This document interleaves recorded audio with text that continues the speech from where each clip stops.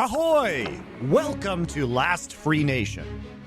It's been my dream to cultivate a talent-owned company where the keenest and most creative minds in esports come together to provide honest and entertaining conversations, as well as hold the industry accountable to a higher standard.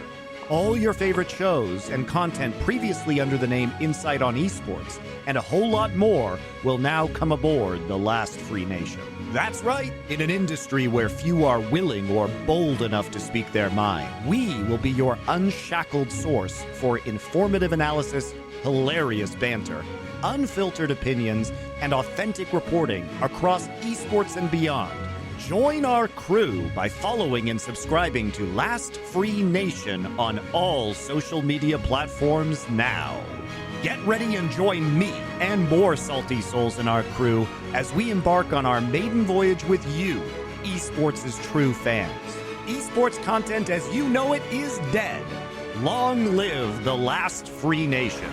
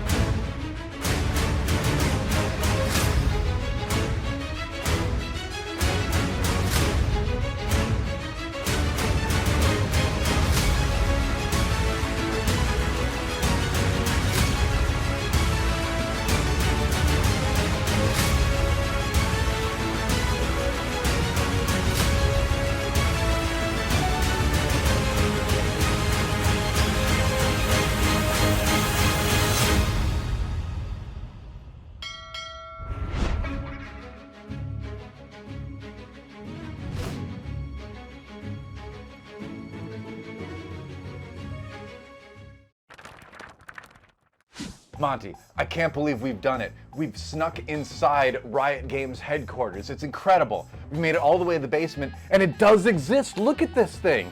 It's the actual device Riot Games uses to make all of their content and products. Do you want to try it out? Yeah, I've heard of legends of this secret machine, but I can't believe it actually exists. I know, right? I mean, oh, there's like a stack of ingredients right here. If we put them in, we'll get Riot contents or product out the other end. Let's try it out. Yeah, let's try it. What do you have there?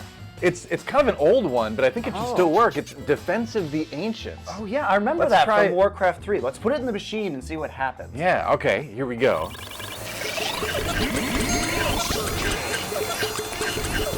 Oh, something's coming out the other side. Oh, what is it?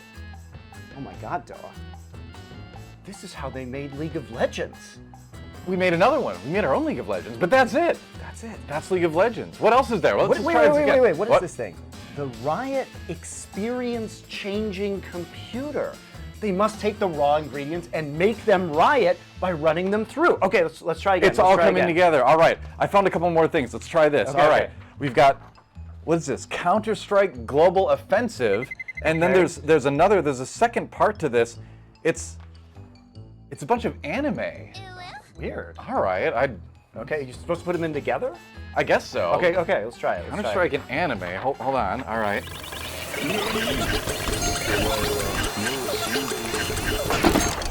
What is it? Oh, it's coming out.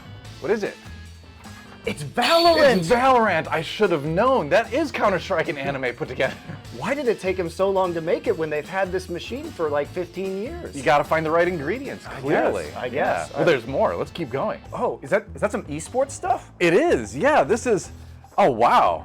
We recognize this. Oh wow. It's OGN. Did they put OGN in the machine? Well, let's find out what happens when you put OGN in there. All right, OGN. Makers of OGN champions, right? Of course. Let's see.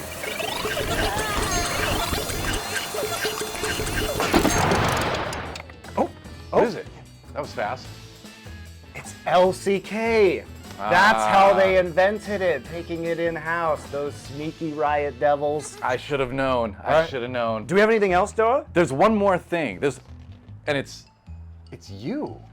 What? This is disturbing. It's you doing the shirt ripping thing at the Overwatch World Cup that one year. Do you remember that? I do. It's The like double a really, heel turn? Yeah, the double heel turn. It was like a really famous esports moment. What could they Yeah. possibly be doing with this? I don't know. I mean, let's find out. I mean, there's only one way to find out. Oh my God. What is it? I can't believe it. Oh, it came out fast. Yeah. What is it? Yeah. It's from Worlds this year. It's Jat doing the exact same thing. Oh my God, Doa. Is there anything Riot can't wreck?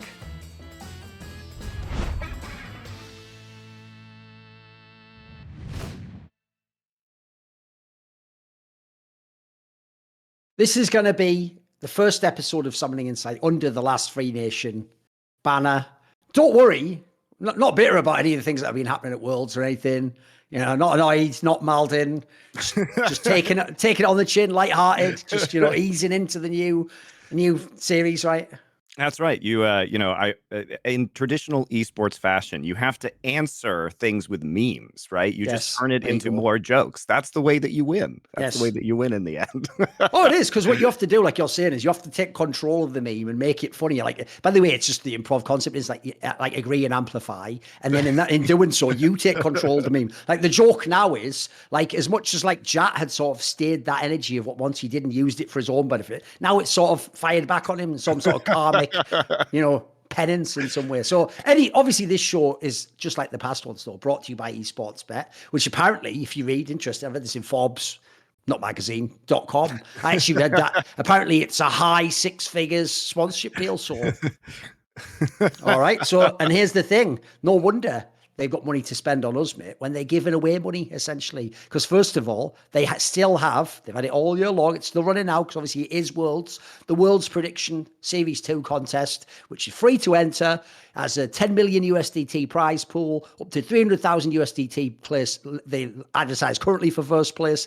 And you can get more than just the usual 1K DJT to enter it. It's a free to enter competition. More than just the 5K top-ups that they were doing in the past if you shared the socials. If you go to their mod mill on their Discord, discord.gg/esportsbet, message the mod mill and say that last Free Nation or Monte or Thorin sent you, they'll just give you 50,000 DJT and you can enter this free to enter competition and get rolling with it. And don't worry, we'll mention throughout the show some other bonuses they have. But let's just get into this first ever episode on our company.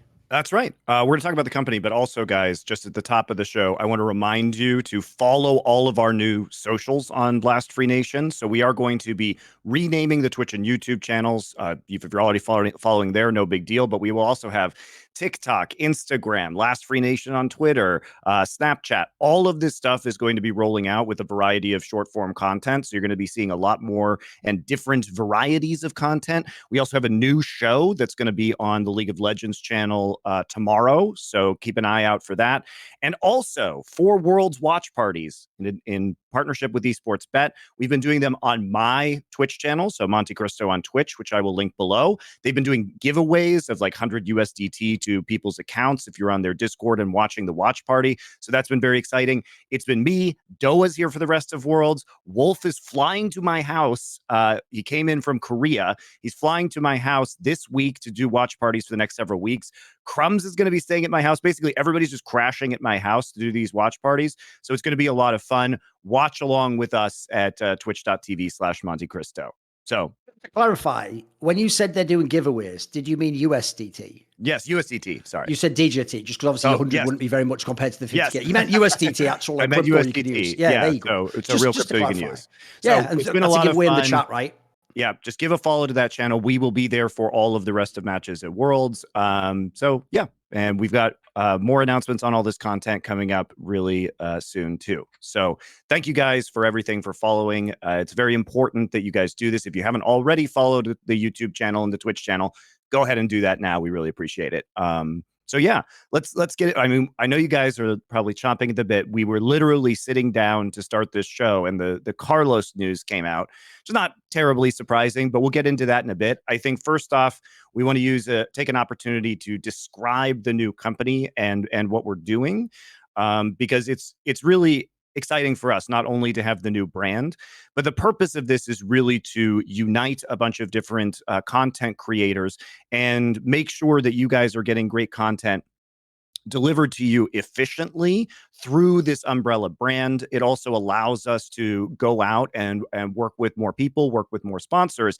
And we've brought in a new CEO as well that we really like, named Peter Morris, who formerly worked at, he was the CEO of a big podcast network called Podcast One, worked at Barstool Sports, which is an American company, Funny or Die, IMAX. So he's like the real fucking pretty good deal. resume. It's a pretty good resume, I can't lie. He's the real fucking deal, guys. And we're really lucky to have him because he knows content strategy and distribution in a way, and monetization in a way that, you know, we obviously, through our many years of doing this show, kind of suck at. So it's really, really great to have him working with us as well. I even think that angle is something we should touch on, because one thing about this show is it's run for so long. And one of the things we've done over the time we've run the show is because we built up the lore and the memes and the callbacks and all the like same cast of characters who've come back, return guests and players and coaches, and all the tournaments we've done, and even the brief hiatus we had for a year or two. I think people forget, like, this show did not start in 2014 when we were with On Gamers. It didn't start as some like grand thing. It didn't come. We had no conception we'd ever go this far. What we wanted to do, literally, I've told this story before, was I was on that one episode, the now infamously deleted episode, which only that highlight video exists, of Travis's Whose League Is It Anyway, which was the show he used to do with like scene figures, not players. That was obviously State of the League, which he ripped off of State of, you know, whatever. And then he did the Whose League Is It Anyway, which was sort of the side show anyway. And famously, he just needed a guest last minute when I was working On Gamers, and he was like, "Oh, you can come on. Do you want to come on this show last minute? Like, I need a fourth person." And then I famously told him, like, "I'll come on, but understand, if I come on, like, I'm not going to just like kiss you out. I'm going to just be me. I'm just going to do what I want to do." And back then, believe it or not, Monty, I was pretty based back then. Pretty if you think now's better, I was already wild back then, because that was the days when you could just go on unfiltered and say what you wanted. Also found out that didn't work. That also didn't age too well. But basically, when I did this show, famously on the show, because I thought, by the way, still, even not seeing figures, I'm going to be doing like a serious show here. Like I was told they're going to talk about like OGN and stuff. They're going to talk about like the top teams. So I was like, right, I'm ready. I've watched all the games. I've been watching the semi-finals. And then I came on, and as you might know, it was one of those shows where even back then people were a bit jaded, and some people used to just sort of like look at the results on Reddit, or maybe they'd watch like one game or a highlight, and then they'd go on a bloody talk show and talk about it. So I was getting so triggered by these people just talking nonsense that basically I just did like a full-on Thorin. I just went off on them completely. And then what was ridiculous was, because it was so bad, but the only thing holding the show up was that I was just roasting everyone the whole time. And you could tell Travis was like mad and comfortable, like, yeah, maybe I regret bringing him on. And Monty just messaged me, because at the time, Monty back in Korea, when I'd met him, had said, Monty, this is said, I want to do a podcast at some point, and it would have like, you know, a bunch of different guests. There wasn't a discussion that I would be like the host or whatever. But then what happened was, because this is just an idea he hadn't like activated yet, it was just something going around in his brain, he just sent me a message on Skype as I was doing this show that was like something like, "Lol, what the fuck are these idiots talking about? We should just do our own show." Like, and the joke is, I always say that was the pilot, is a mad joke. That was sort of like the screen test. And you know what? I think it was a winning formula. So it's actually mad that we did just start this show for free. We were making fuck all money. You can imagine, guys, even the ad rev on even these huge, we didn't even put the adverts in back then. You couldn't even do that stuff. So we didn't make like millions of dollars, don't worry. So it's actually crazy. That is the springboard for all the other things we've done in this content platform. And it's still around, still going in 2022. It's pretty good. Yeah, and it was also like really, we didn't even have this on podcast platforms or anything, because we were like too lazy to do it. It was really just kind of like this fun little side project for us. But now we have a way to actually monetize this, and there are a lot of other people who are interested. And I think, guys, what the real takeaway for you is that everybody who's part of this brand at launch is going to be an equity holder within the company. And what we're really frustrated within this industry is that casters and talent help build up these developers. They help build up these tournament organizers over a number of years, and they never actually get any ownership over anything. They get owned, but they don't get ownership. Exactly. They get owned. And, you know, you don't see a lot of significant loyalty from tournament organizers for the most part. They aren't signing multi-year guaranteed deals with these talents. You know, they'll kick them out for no reason, and they're kind of left with nothing at the end, especially the ones who haven't bothered to build up their own independent content on their own channels. And we really care about preserving talent and authentic voices within this space, because everybody's kind of tied up in relationships to the developers. And we also, we want to take this content and this concept and not only apply it to esports, but broaden out into general gaming in the future. Because as you know, a lot of the kind of games journalism is also compromised by relationships to developers, because they are a necessary source of information and therefore income to these platforms. For clarification, on, I think it was IGN, their review of the game League of Legends gave it a 9.2 out of 10. Now, listen, it's a pretty good multiplayer game, but all I'm going to say is, does that sound compromised? 9.2 out of 10 for League of Legends. They also gave it like a 6 or a 7 when it came out, and then re-reviewed it years later. Exactly. Then they were like, oh, my laundry has arrived. The big sack with the money sign on. Oh, that was just an old bag. By the way, that reminds me of another thing. If people don't know, because this is entirely on brand for us, the whole reason also why we're doing this company this way is because we were able to find legit people like this guy who literally helped build up Barstool Sports and fucking Funny or Die and all the Podcast One, all these huge names that you know in the world of general media, because he knows these things. He has the relationships. He understands how you structure things. We don't. Like, one of the other things that's ridiculous is you say there we weren't on podcast stuff. Well, technically we were, Monty, because actually I remember years ago you did actually put a bunch of stuff on like iTunes or something. But then obviously because it was like a half-assed effort, you just stopped after a while, and it was like some episodes were on there, but then they weren't. And that reminds me, if you want the ultimate anecdote, because obviously Richard Lewis, this is a way, by the way, essentially, if you don't know, guys, he is trying to extricate himself. He is trying to gradually leave. He's not doing certain future projects or extra things. He's just finishing his stories and he's trying to leave. But we're trying to make it like that scene, isn't it? Where he goes like, just when I thought I was out, they pull me back in. We're trying to do that. We're trying to lure him back a little bit. Not totally. Listen, I don't think he should be a guy who has to read Twitter and see all the idiot responses.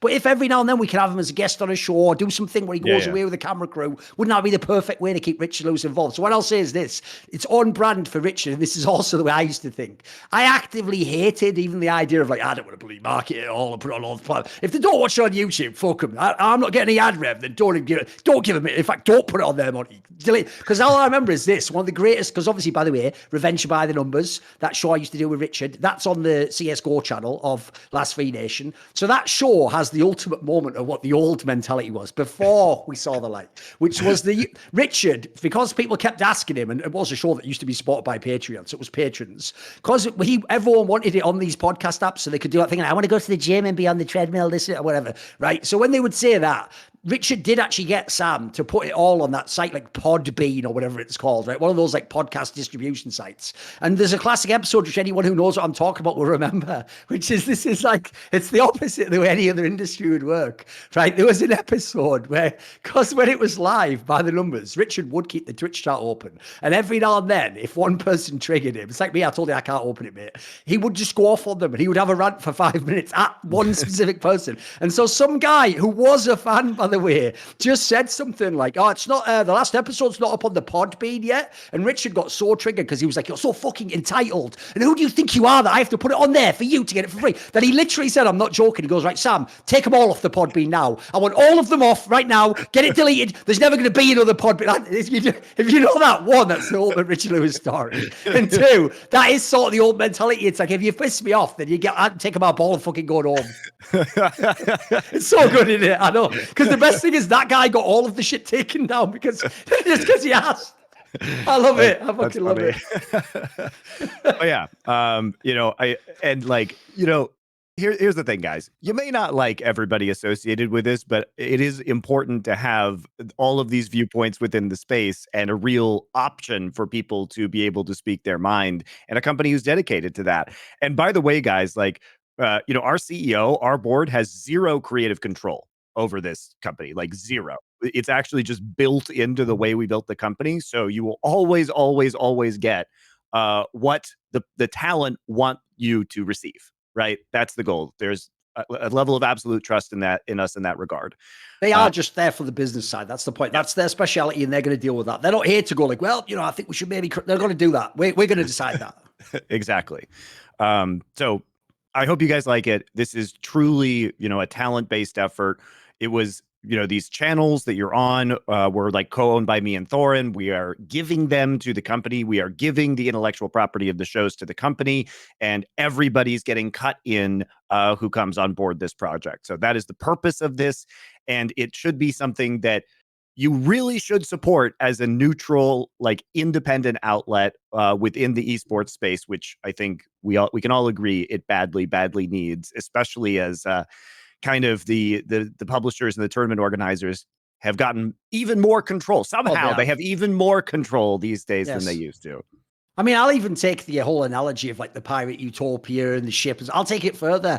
Obviously, if you want to be a pirate, you have to willingly join, don't you? You have to leave society. You have to be willing to go on this brave mission to form a new society with its own hierarchy without all the like traditional laws. Obviously, in this scenario, the game devs are like those navies back in the day where they used to just press gang you to come on. It's like once you've done a few events, it's making you do ones you don't want to do. You have to say things you don't want to say. All of a sudden, you have one bad night out. Too many drinks, you wake up. What the hell am I? Get on the oar or get on the oars. Like that can happen in the industry metaphorically. Oh man. And by the way, that intro also is just straight fire. Like first part looks like you're actually playing some video game. Like what the fuck is this, like Pirates of the Caribbean 4 video game or something? And then the second part with all the timing of the hits, like when I break the baguette, it's just fucking sick, innit, man? It just gets me hyped and I'm in it. And I'm a little bit of a narcissist, but only a little bit. Yeah, it got me hyped too. Danian, our editor, did an amazing job on it. And also shout out to Atantalas for the art. Oh, it's fire. So many Easter eggs there if you have a look. Yeah. There's so many. Look, seriously, zoom in on those images. There's so many little details that he's like picked from the lore of some of the insects. There's another cool thing we've done, by the way, guys. One of the things I've always thought all media companies fuck up with. The UFC was the first one I ever saw with this, but Riot as well. When you have some awesome creative guy who was a massive fan of your product and loves doing it, and with their own passion creates an awesome piece of like side content. So for the UFC, dude, it would be all the like highlight videos. They'd have these amazing highlight videos that some fan made with like real music, like again, edited it all sick, like cool storyline, understood the fighter. And the UFC, you can imagine, would just go and copyright strike them all and go, get it up the internet. This is illegal using our footage. All like Riot back in the day, obviously, whenever anyone made those mods, they'd be like, we cease and desist, stop making mods that fix things like replayers and chrono break. Like, and it's like, why do you just hire this fucking guy? Well, that's what we've done. The people we have hired initially as our artists, our editors, they were themselves long-term fans of these shows. In fact, they'd already created things around these shows before we ever brought them on board. That's why the joke is we're giving them the same creative control. We don't tell that guy what to put in all that stuff. We told him, like, you got to hit the socials. You got to put it's up to him how he expresses the rest of them. By the way, we never would have thought of that stuff. He did a way better job than we would come up with. That's the whole ethos of this company. Exactly. Total creative freedom. And also the pirate ethos too, which, as you know, if you take a prize on a pirate ship, everybody gets a cut, guys. Everybody gets a cut. So we think it was a good analogy for what we're trying to do here. So we hope you guys come on board the crew, as it were, and we'll start doing things like creating merch over the next few months if you guys want to support us that way, and we'll let you know other ways in which you can support us, because I know there's been a lot of interest in that. And there was also a lot of excitement with us teasing this. I know it took a few days longer, but we wanted to make sure that we basically included Peter in the announcement as part of the plan, the CEO. And so it took a few days to get interviews done and plan this out properly. So thanks a lot for your patience.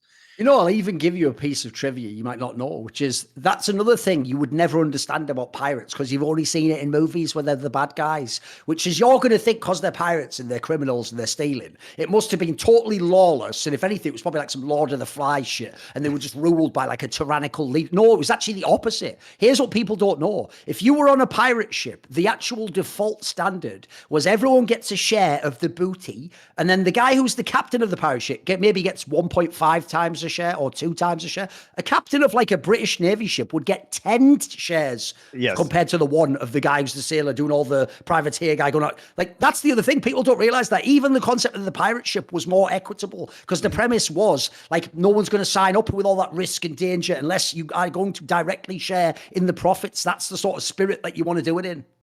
Exactly. All right. Let's talk about the Carlos stuff, I guess, because that's the breaking news right now, moving into League of Legends before we get SeeEl on, because probably don't want to go ahead and drag him into the conversation about Carlos. So basically, guys, if you didn't see the announcement, as I as I speculated on Twitter, there are clauses within the LEC partnership agreement, and also probably LCS, LCK, LPL, etc., that basically say if you defame the league, then you can get punished. And so he was engaged in activity detrimental to the best interest of the league and Riot Games in violation of the LEC rules. Consequently, he is suspended from holding any managerial or operational position with a team or organization in a Riot-sanctioned competition or participation until November 13th, 2022. In addition, that sounded so fire, that sentence, until the last date part of it. It was like, oh my God. And it's like, until next month. Like, all right, mate, okay. Right.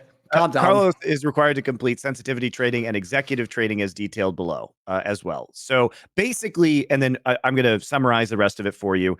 Basically, they retroactively applied this from the date of the tweet, which is also the date that G2 announced that he was taking an 8-week leave. So effectively, they're not actually doing anything. They are simply mirroring the punishment that G2 already placed upon Carlos. And also, he said that he's stepping down and moving away from the company. We don't know if he's giving up his equity. It is implied that he is, in fact, giving up his ownership within the company based on the announcements, but it hasn't exactly been spelled out. And that will probably actually take some time to execute for him to sell any equity back to the company itself or potentially to another investor. Now, why this is a big deal is basically rosters are done by by November. You know, if you're making a League of Legends team, you basically have had to GM your way into success by mid-November in order to make the roster transitions that you need to, because right after Worlds, that's when the kind of player transfer window is open. Obviously, you guys know that in spite of these tampering rules, there are insane conversations that secretly happen all over League of Legends about teams for next year prior to Riot ends on the 5th of November anyway with Worlds. Yep. So you'd have like, what, 2 weeks or something in that scenario? Like everyone has their lineup by then if you're G2, of course. Yeah, of course. And so basically the punishment by G2 was a self-imposed punishment that will most likely affect their roster from next year, but it also sounds like Carlos is just stepping away.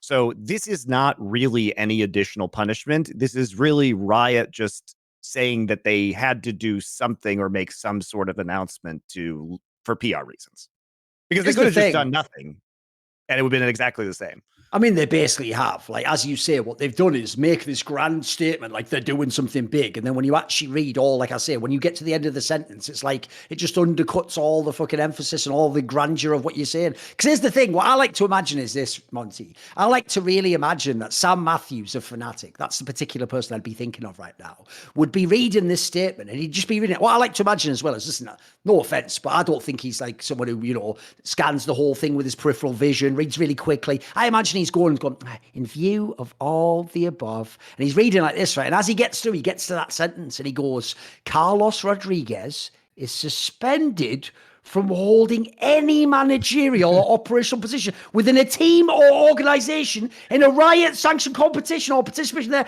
for 8 weeks. Fuck it. I'm not going to lie. They had me in the first half. Like, what the fuck? Because here's the thing, that'll be his dream. Because remember, when you go and check the date, wait a minute, 8 weeks after September 8th, like you said, September 8th. Wait a minute, he gets this off season as well. You mean he can just come back, work all his magic, you know, fucking in the pool, you know, leaving notes under rocks like 80s fucking like Soviet spy movies or whatever he's doing, it's leaving a cipher somewhere. And after all that, magically he gets his team back and then they're like, right, that's it. You've had your warning. Because if you're Sam Matthews, it's like, he can't keep getting away with it. He can't keep getting away with it. It's like, he always will, mate. He always will. Well, it's also like any managerial or operational positions. It's like, of course, he can still like wheel and deal if he's not. You can tell someone so privately, of course, I mean, informally. It's so ridiculous. I know. Because the problem there, if you've thought about it, is look, technically, when you say that publicly, you do mean like, if I ever find evidence you did, then I'll punish you. But as you say, as long as like the top people in G2 don't out him, he could just be doing it all informally over the phone again, leaving notes in the rocks. Also, like, you can million ways to do it. Riot would have to want to find him, right? That's the other piece of this. It's like they could just be like turning the other way. I mean, I just don't. I think he's like out anyway, so it doesn't even matter. I think that they're just saying this in the event that for some reason G2 changed their mind or Carlos changes his mind and actually wants to come back and be an active part of this team. But honestly, like if I was Carlos at this point in time, I would just want to sell. He's gonna have enough money to live the rest of his life very comfortably if he sells his team, and I would just move on to the next thing if I was him. Use that money to start up a different business, probably not a team, but a different business within the esports space, and use your very large following in order to affect that new business. That's what I would do. There's a couple of points here, though. So if you go right to the top of the whole thing, by the way, it's so fucking mental that they actually, on a competitive ruling where they're talking about terms, Monty, like extreme misogyny, they would put as the title subheader TLDR. That's mental.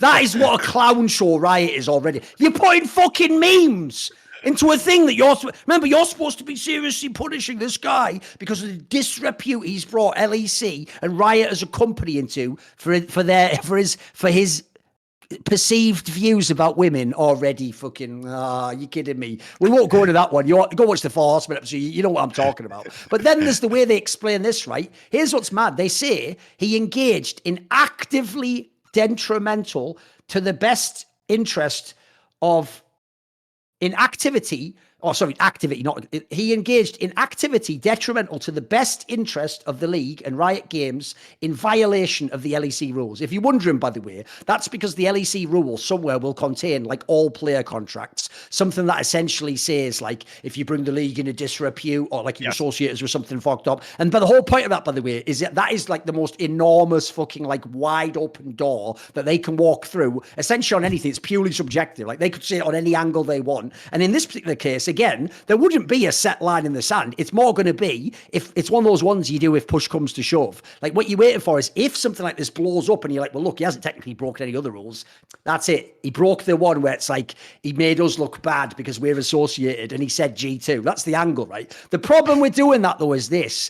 As usual with Riot, there is no standard. Because here's the issue. I'll just quickly mention one thing very, very, very briefly. So because Carlos did a tweet where he mentioned G2 and said, we are celebrating. He didn't even say Andrew Tate is. He just said we, and there was a whole group of people, including Andrew Tate. Because he did that, the implication is they must, at a minimum, punish him because of that rule, and he must also like receive an actual tangible punishment like suspension, even though, as we've said, it's not really a real thing. The problem with that, Monty, is it then calls the obvious question, which is what was the actual tangible punishment for all the executives at Riot Games, what they did with women over the 10 years and then with the sabotage of the lawsuit? It's just an obvious thing you'd ask because, again, nobody has ever had to bend the knee and have their head lopped off. It's never happened there. And then I'd also say on the similar lines, once you open that door and you set a precedent, I have to ask you questions like this. You know, a couple of years ago, when I showed people, now don't say guys like you will now, it's been taken down now, or well, who could know it's on there? On TSM's official YouTube channel, they had a video, which if that's extreme misogyny, would be considered a hate crime in the modern day, what was on this video. That video was up with the guy who owns fucking TSM to this day. And by the way, as far as we know, has never actually received like a hardcore punishment for that ever. It's never even been addressed. That's cool though. That's fine. You know why, guys? Because there wasn't a massive public outrage. And so because there wasn't, they're not going to, like you say, they don't really want to punish these people. I always say the main customer of one of these franchise leagues is the person who paid the 10 million euro. Like that's the guy you want to keep happy. So the point is they don't want to punish Reggie. They don't want to punish Jack with the shares thing. They don't want to punish Carlos now. But what they will do is if they feel like it's blown up enough, they'll at least distance themselves. And they'll make it seem like, look, even though our own track record shows we don't really give a fuck about this topic, this is the line in the sand. The joke is they're trying to do it themselves. Like nobody will ever be able to police who I have in my franchise leagues. I draw my line here. They're doing the fucking Carlos. You know, it's also, this goes back to one of the issues with developer run esports. Cause you mentioned like, nobody was ever actually punished at Riot for what apparently was such a systemic problem that they had to pay every single woman who ever worked at the company part of this $100 million settlement, which is ridiculous. How could nobody in the executive team be responsible for creating a culture that affected every woman that worked at the company? Like that, I have never seen in my life a scandal like this where no one at least had to take the fall for it. It's unreal. And so, you know, they didn't lose sponsors as a result of that. But as a different example, when a similar scandal hit Blizzard, obviously, they lost all the sponsors for the Overwatch League, right? So the bullshit at the company, at the developer, spills over into esports. And remember that people are paying franchise fees, and the developer is the one selling these sponsorships, and the teams didn't do anything, but now all this revenue is just lost. Like, shouldn't they be fining themselves if they lose sponsorships over this? It sets a very, you know, the teams should be asking, like you're saying, the teams themselves should be demanding a response to this. Yeah. You should be covering the loss of revenue that you created in the system. But this is another reason why we really don't want developers operating the esports. Not only is it not always an esport, it's more of a marketing exercise, which is also why I like Valorant's partner system, because they finally just admitted that it's a marketing exercise by saying, oh no, we're going to pay you to be partners because we recognize that the teams are adding value, right? You don't pay us. We're going to run this how we want it. It's going to be marketing, but we will pay you a cut of that marketing, right? They're paying them like what, $1 million, $1.5 million to the teams for the partnership slots. So I like that model a lot better because at least it's honest about what the esport is. And it solves a lot of problems about the majority of Valorant's viewership being done by co-streamers, etc. But in these systems, like, you want the buffer, you want a layer of difference between the developer and the actual esport, because the esport is much smaller than the developer. We're talking about problems with companies that have 10,000 employees or something like that. In the case of Activision Blizzard, that can suddenly, that bad PR can completely decimate the revenue of an esport. And of course, the companies don't care because they realize that the marketing is effective and that they are, in fact, making money off of these esports. Otherwise, they would not continue to run them. But it actually really hurts the players and the teams. That's where it hurts, because all of the marketing money is hidden from the teams. Riot doesn't give. Yeah, go on. Riot doesn't give any information about how esports affects skin sales to the teams. They've never received that information. It was pretty wild. And then also, as I said, not just that video from before, because I noticed I intentionally mentioned something that was still on the channel during the franchising era. That wasn't some shit where it was deleted in 2012 or 2013 and it's ancient history. This was a guy where the joke is, let's be real, if I hadn't mentioned that old ass video from 2012, it would still be there right now. The joke is, I actually blew that way too soon, guys. I should have just kept that motherfucker and just shown screenshots every year, Monty, that's still there, it's still there. And then I could have just shown they don't give a fuck about any of this stuff. And it's just about when push comes to shove. Because the other thing I was thinking of was this. If you're thinking of figures, what, Reginald, the last few years hasn't brought the league into disrepute and made them look stupid and associated them with things they don't want. Of course he has. He's done tons of these ridiculous things. He's made us all look like a fool. How about Lena with that whole shit where she was doing all the poaching stuff and all the stuff with the fucking Lenovo laptop and wrecking Dardock? How would that not apply in this sense? Because I even went back and I looked. And if you go and look on LEC, someone made like a little spreadsheet of all the famous fines that happened in LEC, right? And there's one that a lot of people won't know the story behind because it wasn't made explicit, right? Which was around the time that they had the Origin lineup under the Astralis brand. Well, obviously it wasn't yet called Astralis, it was called Origin that year, remember? And they had Upset and Alfari and those guys, right? There was a story which came out where they find they initially just said, like, here's what's great, Monty. In the document, it says his name. In the article, because they're scum, it doesn't even say the name. It just sort of says, like, an unnamed figure at Astralis. Like, it just says, like, the general manager of Astralis gets fined 5,000 euros for behavior, like, unbecoming of a general manager or something. Spoiler, it was the Casper Thid guy, who, if you know, is like the sports director or whatever at Astralis and works with the CSGO team and came from, like, handball, some, like, sport that actually isn't just, like, a foul in fucking soccer or what British people think American football should be called. It's actually a real sport. It's one where you just throw the ball in or whatever the fuck. So basically, I'm not talking about COD. Like basically, this guy did that, think about how mad this is, because here's what I heard happened behind the scenes. What actually happened was they just hadn't paid their fucking players. The same year where they asked players to take pay cuts and told them mad shit like, oh, by the way, if you don't take a pay cut, which I'm asking for right before a playoff match, you know that guy over there in the office, yeah, he just gets fired. Like doing mad shit where you're pressuring, coercing people like that. And then on top of that, you don't pay them on time the money, which remember, I don't know if to this day you get a stipend or whatever, but remember in theory, like that's essential that you pay the people who play in the league. I wasn't expecting to turn up. Right? If that isn't worthy of any suspension, that was just a fine.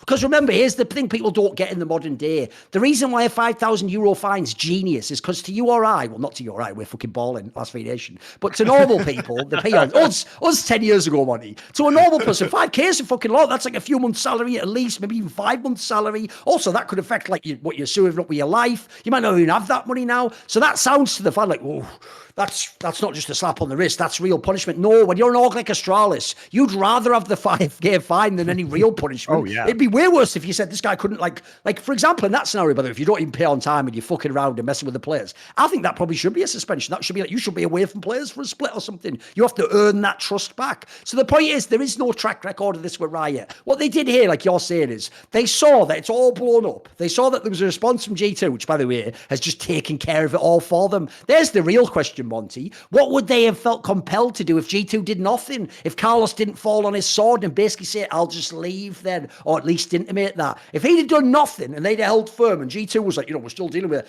I really wonder, because that's the real question, right? That would have put Riot really to the test. It literally says in the post that the G2 suspension of Carlos was a mitigating factor. So the fact, if G2 hadn't responded, that's the question, is what would it have been, right? They literally say it's because this has already happened that we are basically just mirroring how G2 punished itself. Very interesting. Very interesting. But to be fair, the mitigating factors for Reginald is he has to live his life as Andy did. And that's a punishment that's cruel and unusual. Exactly. Listen, I think he should get a reprieve from that. He's done his time. He's, can he at least get probation or something? Yeah, it is actually unimaginably cruel. All right. That's enough of the Carlos stuff. Should we talk about, are we going to save the NA 18-0? This is like too good, Thorin. I'm loving this fucking timeline. I'm loving the fact that this is happening in North America of all places. Oh, it's even better. Right? Here's the thing. This year couldn't be better to make Riot look stupid as fuck. Think about this, right? Do you know in Counter-Strike we used to have those videos where it would be like a meme video and it would always start like and it would show like, some like speed running and fucking up a tournament and losing all the games and that, right? Basically do a video like that. And it obviously starts with like the announcement of the Team Liquid Super Team, doesn't like, oh my God, the greatest roster of all time. Bjergsen's like the GOAT. Look, the GOAT. He's the GOAT. That fucking meme that we all know. Like basically have that in the video even. Dadian, take notes, mate. This is going to be good, right? You do that, and then obviously you show that team not even making the finals, banged out by EG, lose to EG again. EG they didn't have the sub then. Dali did play that last game. Lose to EG again with Bjergsen on Galio, getting his shit pushed in by Jojo, Silas in with the Galio ult. Straight fire. Then also, you go then, obviously after that, you go to that Cloud9 winning finally. You see that tweet from SeeEl comes up where it's like, I've never been more confident in any whatever that tweet was, the maddest copium of all time. You do that, and then you just obviously do like the speed run of all the Nexuses blown up and like the 0-18, like because no one's ever done that bad at Worlds. You'd have to all go 0-6 is the point, wouldn't it? And I'll even say this right now. Obviously, it's really funny because we get to set the meme up, but I'll just be real. I don't actually think they will go 0-18. It's very, very hard to. I'm not memeing. It's really hard to lose that many really PO1s. Like, for example, let's be real. Cloud9 could just trip over and maybe win against Fnatic and get a game, so it could happen. 100 Thieves flying Oyster is another one. There's another right? one. Yeah, of course. Yeah. So it's not actually like a lock that they're going to go. It's just that it's actually on the table now, which does seem inconceivable, doesn't it? Yeah, it Meanwhile, Europe just rolling everyone, of course. That doesn't look good either, guys. I know the contrast is mental in it. I mean, I think we'll talk more about the individual NA team's performance because I'm curious about SeeEl's interpretation of this. But I think what you're going to see, guys, is that this is actually, as weird as this statement is about to sound, this is going to be incredibly good PR for the LCS teams. And the reason why, you might be like, how Hold on, could it this is possibly, the- I know, I'm getting trying to- ultimate dunk? This is the craziest contrarian take of all time, but right, I'm strapped in. Okay, let's go. No. It's going to be great PR for on. them. You know why? Because they were already going to cut their budgets. And Oh, now, you're right. Yes. And now they have a PR cover of, oh man, we did so badly with all of these high salaries and imports. It's time to refocus on like North American talent. We're going to raise up the next generation because we did so badly with the imports. Because again, almost all the teams are or almost all the players at Worlds are imported, right? 100 Thieves is all imports. So this is actually the perfect fucking smokescreen for them to massively slash their budget under the guise of we're doing it for NA boys. Let's go. We're going to raise the next generation of talent because our old system didn't work. You just wait for it. That's what's coming. So it was so when I saw this, I was like, this is actually incredible. Because if Thorin, the thing about it was it would be worse. Imagine if an NA team gets through quarterfinals, you see 3-3 records or 2-4 records, like barely not making it out of groups. That scenario is the nightmare for the LCS teams that are going to be slashing their budgets, because then they're going to have to answer to their fans of a team that did relatively well internationally.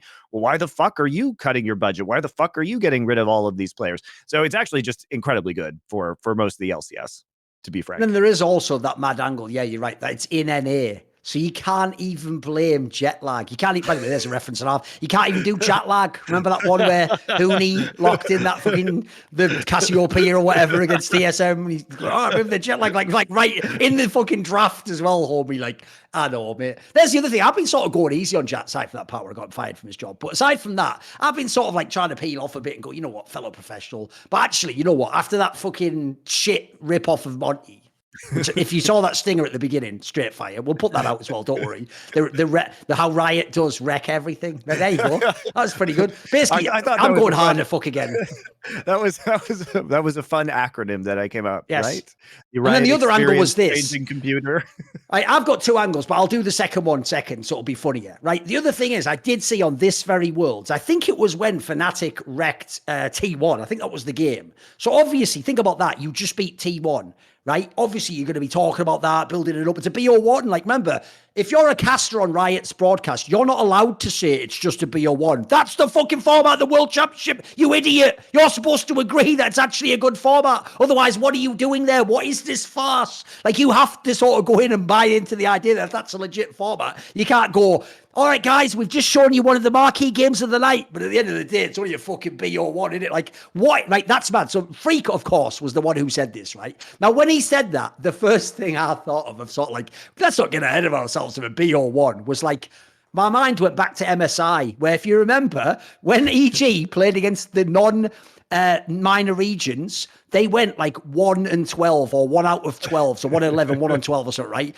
They won 1 BO1 against T1, like, and did they all go on the broadcast? Well, you know what? It's just one BO. No, mate, they treated that like it was the miracle on ice, my dude. Like, for the next, 24-hour period till they got their head smashed in every other game. They were lauding this, like, oh, and everyone said it, and it would be shit, and EG, it's like, mate, Europe wins best of ones for fun at Worlds. You are right. It always does. But like, that's so mad an angle. But here's what I'll say, because it's my new philosophy. It's why, if you notice, I only rib Freak. I don't ever imply that he shouldn't be on the broadcast or he's corrupt or whatever, because I don't think he is. I want to make a very serious point here.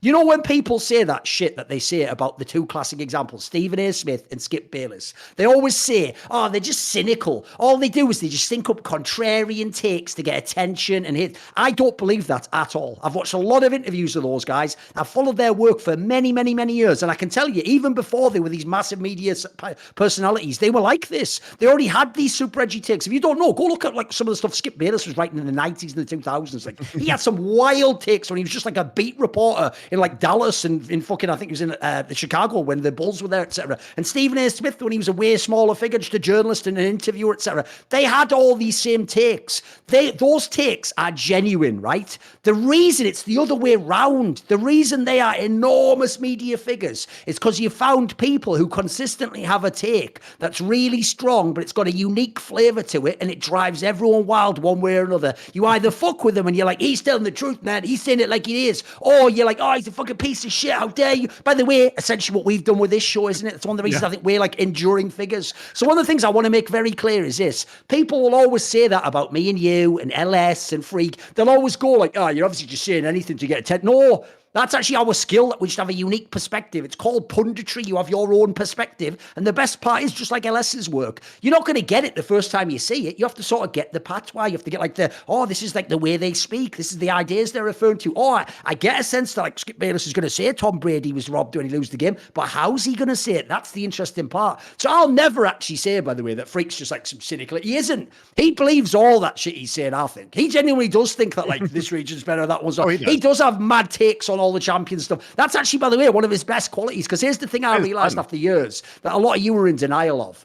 I would never remove Freak from that broadcast. He makes that broadcast so much more fun for me. I like getting mad at his takes. I like going out. Monty, how can he say that about the BO1? Like, even I become the fan and I start fucking going off. He was saying about EG. Mate, that is actually the dream when you're that broadcast. You want people to get fired up like that. You don't want them to be like, it's the BO1, innit? Like, you want that fucking sort of controversy to come around. So I think actually we do need people like that in the scene. That's why I said on Twitter, to me, he is like the Stephen A. Smith. And I said, you can make me Skip Bayless if you want. I actually like Skip Bayless. I fuck with him. Don't like a lot of his takes, but I fuck with him. But he is needed on the broadcast. He has a good role. Everything about Skip Bayless, everybody says he's like the nicest guy in person. Oh, it does seem like it. Seems a very really genuine person. Dude. Yeah. But yeah, very hard working as well. Yeah, for sure. It's also funny too, because even people like Dom still gets triggered about that Rumble Jungle tweet from MSI, yes. like a year and a half ago. Yes, of course. Like, he complains about it all the time. I fucking love it, dude. I think it's it's funny. brilliant, isn't it? It makes the scene way better and way cooler. Like, Dom, why are you still salty about this? This is like the stupidest thing to be salty about. But he keeps on going up. But that's the kind of fun lore that gets people going, and this is why. I like being the heel or being the villain on the esports broadcast, because it makes it more dynamic and more fun for people. And like, I don't mind the hate and I don't mind the boos. Basically what I did with my career was draw a line and say, like, look, if you want to step on this side of the line where the good games are, we can all enjoy them together and have fun watching the best competition. And if you want to be on the diluted side of the line, then you can just have fun hating me. Either way, I get the attention and I win. Right. And that thing's important. Like, it's the whole thing with this brand announcement today for Last Free Nation. Like, of course, the usual shitters are out there on the internet, and don't brigade them, guys. Don't give them the attention. Yeah, fuck them. Yeah, fuck them. But here's what they do. They are compelled to actually acknowledge the existence of this new company. It is free publicity for us. And they hate it, by the way. On some level, that's the reason why they always use that terminology. Oh, it's so exhausting. It's like, yeah, because they can't help that. Like, literally, they're just like, it's like they're like, you know what, Monty? I'm actually quite full. I can't eat anymore.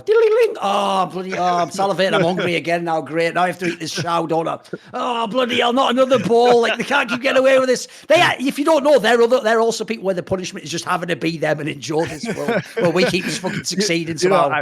I don't know, guys, but when something that I don't like gets announced, I tend to just not say anything about it. You know what I mean? It's like when the content is made, like a new Star Wars movie, I'm not sitting there on Twitter being like, man, Star Wars fucking sucks. I'm like, well, I just move on with my life now. You know what I mean? So I don't really understand this. And also, I don't like them watching it gives our announcement more views, which then helps our business. So like, I don't understand why they're directing people to come look at it, because a hate view is actually the same as a view from a fan. It's because they're not thinking tactically, Monty. Like, this is actually one of the reasons, if you notice now, you might have noticed this, there's a conspicuous absence on my Twitter for like, a month now. I don't ever do fan logic. I don't even really rec like little nobodies in the industry who work for some teams. I don't mention them at all now. No, because what I realize is the same principle. Here's another thing, because it's not actually a tactical move. You're just basically reacting like an animal to just external stimuli. You even think like, oh, at least I'm hurting them on, but I'm fighting back. No, because here's the saddest thing. If you're in the industry and you do any tweet, especially a quote tweet, you fool, at least do a subtweet if you're smart. If you do a quote tweet, I guarantee at least one of your followers, even one of your friends who's like, yeah, it's dreadful, they click it. And then they go, I've got to see this for myself. And it's like, again, like Mike says, they're all clicks. And by the way, at the end, when the sponsor comes in and they go, wow, incredible engagement, Thorin. You got like 40 million impressions in a month. Like, anyone hating you there? They don't ask that question. They go, wait a minute, 40 million eyeballs. Ooh, I might get this in. They don't give a fuck, mate. Either way, it is absolutely incredible. You got 40 million impressions on your Twitter. It's mad, isn't it? For like a 200,000 follower account. That is fucking insane. It's why I actually also realized that, which is why do I even waste my time battling people going, you're irrelevant? And then the numbers are just like the fucking Euro Millions or something. Like, well, I don't even need to argue that. I think the proof's in the pudding on that one, innit? Like, I think I've got the numbers to show that maybe I'm not. Because if you don't know, like Monty says, everyone does the opposite, Monty. They go, each of your tweets only has 25 likes, because I'm not doing like COD ones like, what up, y'all? Let's get that bread. What did you? I had waffles for breakfast. Do you like pancakes or waffles? Like, I don't do that, right? So I don't get all the likes. I just put my thoughts. And guess what? Some of my thoughts not that interesting. So some of them are just throwaways, aren't they? I've done loads of tweets. But that's the mad thing. When people go like, yours doesn't even get much engagement. Like, if you don't know, those numbers would almost make them think I've like hacked the algorithm, because it just looks like I can just turn on a faucet of engagement with only 200k followers. And remember, they're not even all from one game. So logically, I've always thought this, dude. Everyone always tells me I'm terrible at Twitter. Nobody in CSGO ever unfollows when I just only tweet about League for like 2 weeks. Like, that should get really... Dude, I'm live tweeting games. You don't even give a shit. All the CSGO, same thing. I'm at the major, like, wow, shit round. Like, everyone stays followed. So again, the proof's in the pudding, guys. That's the whole philosophy of this company as well. We're just going to do our shit. And by the way, you're welcome to your opinion. If you hate it, you welcome that opinion too. If you're in the industry and you think we suck, you welcome that opinion too. Just keep our name in your mouths, motherfuckers. Keep it in your mouths. I heard the rumor, that's one of the slogans at Riot. Or was back in the day, I'm going to I think we should make a skit about the Thorin, the guilty pleasure, where you have to go like secretly eating the ice cream in the dark. Oh, I know what the analogy would be. You'll love this, because actually there's a classic scene in the novel, the graphic novel From Hell by Alan Moore, where one of the clever things he does is, because famously, and this was a real component of the Jack the Ripper murders, was they kept getting, and this you might know, every movie where the serial killer's writing letters to the cops like, I know you're out there, you're trying to catch it. That comes from Jack the Ripper, except here's the thing. As far as we know, whoever did the Jack the Ripper murder didn't write any of those letters. Those letters were all written. It was like one of the early examples of trolling and getting attention. They were all written by just idiots in the public trying to get attention, to be like, I am Jack the Ripper, and lying, right? So he does this great scene where he just shows how it like captured the imagination of like Victorian London, right? Where he shows in this scene all these different characters, like an old grandma, like puts the baby to it, and then she comes out, she starts writing like a letter, I am the Ripper and I will tear them apart. And then there's like a little school kid like, right, and his like, I am the, and there's like a businessman like, and the joke is like everyone's doing it. We need it like that, but it's just like my Twitter. It's like everyone. It's like like CEO of Riot, like Mark Merrill. It's some guy who's just like working for like NEK or something. Oh, better log off. Yeah, disgusting. All the things on the internet. And then they open like that incognito tab. Yeah, it's like time to watch some Thorinography. Exactly. There you go. We should do that. That's a good one. That's legit. My esports kinks are unorthodox. Actually, surprisingly orthodox, as it turns out. Yeah, exactly. Yeah, too orthodox, some would say. Oh boy. All right, we ready to talk about some games at Worlds with SeeEl now? We're going to take a quick break, guys, and we're going to bring SeeEl on. Before we do that, thanks again. This first segment of the show is sponsored by Esports Bet. I actually found out, and I tweeted about this as well. Right now, or at least as of yesterday, if you predict all of the NA teams to lose their final 9 games in one parlay, then you can actually get 7.5 odds. And I tweeted, if Steve from Team Liquid put 500K down on this now, on NA going 0-18, he could actually make back all of the money he spent on the Team Liquid roster. And why is this important, guys? Well, here's the thing. They're giving a loss forgiveness bonus right now. It was normally at $100, but I think you can still get the $200 loss forgiveness back. If you sign up and you deposit crypto, you can get up to 200 USDT back on a prediction. So maybe you parlay NA losing 9 games, which would mean that you could put 200 down. If you win, you get like $1,500, $1,400. And if you lose, you message the mods on the Discord, the Esports Bet Discord, and say, hey, can I get that loss forgiveness bonus? And they give you 200 back. By the way, I'm just saying, maybe that's a good idea. I'll put this out there as well. If you do that, and obviously I'd only do it if you think it's worth it and it's actually worth the bet and bet responsibly and all that. But if you do it and they actually do 0-8, we'll probably even feature your tweet. Like, if you do the betting slip, we'll probably even show it. That's why it'll be all our 0-18 friends, because I'm in on it for like only 500 just USDT, for the lols, right? it's worth it, innit? I know exactly. Lols, dude. It's just yeah. Also, I'll just say this. I imagine Steve probably hears about that and he messages Bjergsen like, you aren't offering like a first-year contract forgiveness, are you? Like, yeah, no. Lots forgiveness. That's a shame. Yeah, I know. He wishes he had that feature, mate, to bang it. All right. Thanks, guys. We're going to take a break, and we'll be back on with SeeEl.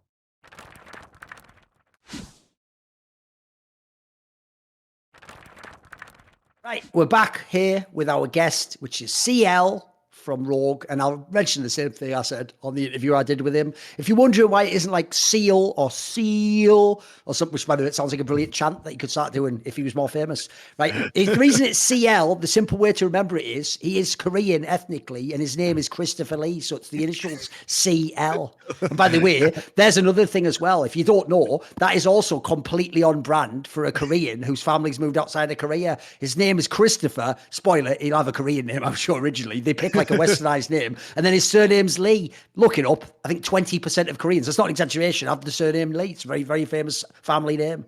I just like the fact that your name is Christopher Lee, like the old horror It's ridiculous, actor. Isn't it? I know. It's so funny. As soon as I saw that the first time, I was like, really? Yeah, exactly.